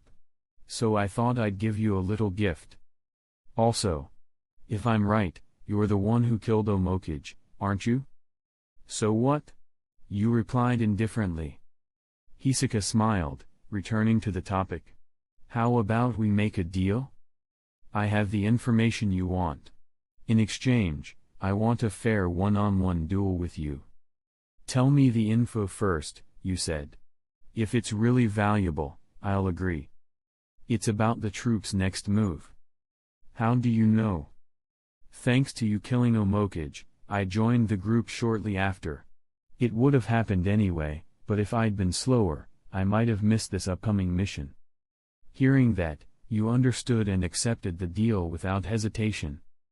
Seeing that, Hisaka said with satisfaction, "The troop's next move will be at the National Museum of the Kaken Empire. They'll all be there, for a collection exhibit happening in 2 months. Also, if you want in, you'll need to buy a slot. From what I've heard, they're very limited. But with your skill, you'll figure something out." "Is your intel solid?" you asked. "That's what I've been told," said Hisaka. "No promises, it's not guaranteed." From his tone and demeanor, you could tell Hisaka was telling the truth. And knowing Hisaka, he wasn't the type to lie about something like this. So you turned and left. As he walked away, Hisaka called out, intrigued, "Also, do you want to know who killed the brothers?" "No need." You stopped and replied coldly, "It doesn't matter. I'm not letting any of them go. Besides, I doubt you were one of them." Chapter 50. "If I say yes, what will you do?" Hisaka asked with a playful grin. "You already know the consequences." You turned with a cold expression. "Or, are you trying to test my patience?" Hisaka smiled faintly, silently savoring the murderous intent in Yu's eyes, clearly enjoying the tension. After a pause, he murmured, "What a terrifying look." He restrained his smirk slightly and continued, "But, unfortunately, That incident really had nothing to do with me. I only pieced it together when I began investigating you half a year ago. Of course I know it wasn't you. You replied icily. Otherwise, I would have killed you the first time we met. I wouldn't be wasting words right now. Don't joke about things like that with me again. Ha ha. I wouldn't dare, Hisaka said with a chuckle. Since we already have a deal, I won't act recklessly. Besides, fighting you now would disrupt my plans. Hearing that, you had no more to say. He quietly mapped his escape route in his mind and used blue to teleport away from the spot. As Hisaka watched you vanish, his curiosity deepened. It was hard to believe just how much stronger you had become in such a short time. But that only made the upcoming fight more exciting. Not yet. Hisaka narrowed his eyes. To him, you wasn't just a coveted fruit. If I could taste both. With that thought, Hisaka left to pursue another favorite prey. Elsewhere. After obtaining the intel, you immediately searched online for the Kaken Empire exhibition and found, as Hisaka had claimed, the event would take place in 2 months and run for 3 days. Entry required a special ticket issued by the Kaken Empire. According to the official announcement, these tickets were distributed in limited quantities to global auctions. Only 300 tickets existed, and exhibitions in Kaken were extremely rare. As a result, ticket prices were skyrocketing. The lowest recorded sale was already 200 million jenny. Money isn't the problem. It's quantity. You frowned. The tickets had been distributed 2 months ago. The final batch was allocated a week prior. Only one auction remained, located in York New City, thousands of kilometers away. Even leaving now, airship travel would take several days. There was no way he'd make it in time. Thinking about this, you recalled the ever-present smirk on Hisaka's face, and realized. That bastard. He did this on purpose. Still, it wasn't a major setback. He had options. In the past year, thanks to his reputation, you had built a solid network of contacts through completed commissions. Back then, I always took jobs. Now, it's my turn to issue one. With that thought, you logged into his preferred commission platform and prepared to post his first personal job request. Wanted, 1 ticket to the Kaken Empire exhibition. As for the reward, you checked his account, over 4 billion jenny remained. He decided to start with an offer of 400 million jenny. If no response came after a few hours, he'd raise the bounty. After confirming the details, he hit publish. Then he waited. He expected at least a half-hour delay. But just minutes later, you received a strange phone call. Beep. Without thinking much, he answered, saying as usual. Hello, this is you. What's up? A man's voice came from the other end. Hello, Mr. Yu. I'm Kurapika, security captain for the Nostrade family. Kurapika continued, I noticed your request. Are you looking for a Kaken Empire exhibition ticket? That's right, you replied. To be honest, we have 2 extra tickets. But we're using them to hire bodyguards for our boss's protection. We don't plan to sell. However, if someone like you is willing to join our security detail, the Nostrade family is happy to offer you a ticket for free, plus payment once the job is complete. Your boss is Neon, right? You asked offhandedly. Yes. The fortune teller who's become quite famous among the mafia. Kurapika sounded pleased. Sounds like you've heard of Our Lady. You didn't answer. Of course he remembered the eccentric, temperamental girl. Neon Nostrade, daughter of the Nostrade family. Her ability to predict the future was nearly flawless, earning her family high status. But you also remembered her darker side. She was a seasoned collector of human body parts. A person with a disturbing contrast between appearance and inner obsession. He figured Neon was attending because many Kakan Empire artifacts involve the human body, ancient mummies, horned skulls, and other grotesque curiosities. Thinking about that, you sighed internally. This world is full of freaks. And they're everywhere. So? What have you decided? Kurapika asked. You paused, then said, "Give me some time to consider." No problem, Kurapika replied. There's still time before the event, but please get back to us within a week so we can arrange accordingly. Understood, said Yu. The call ended. Over the next day, Yu received more unfamiliar calls.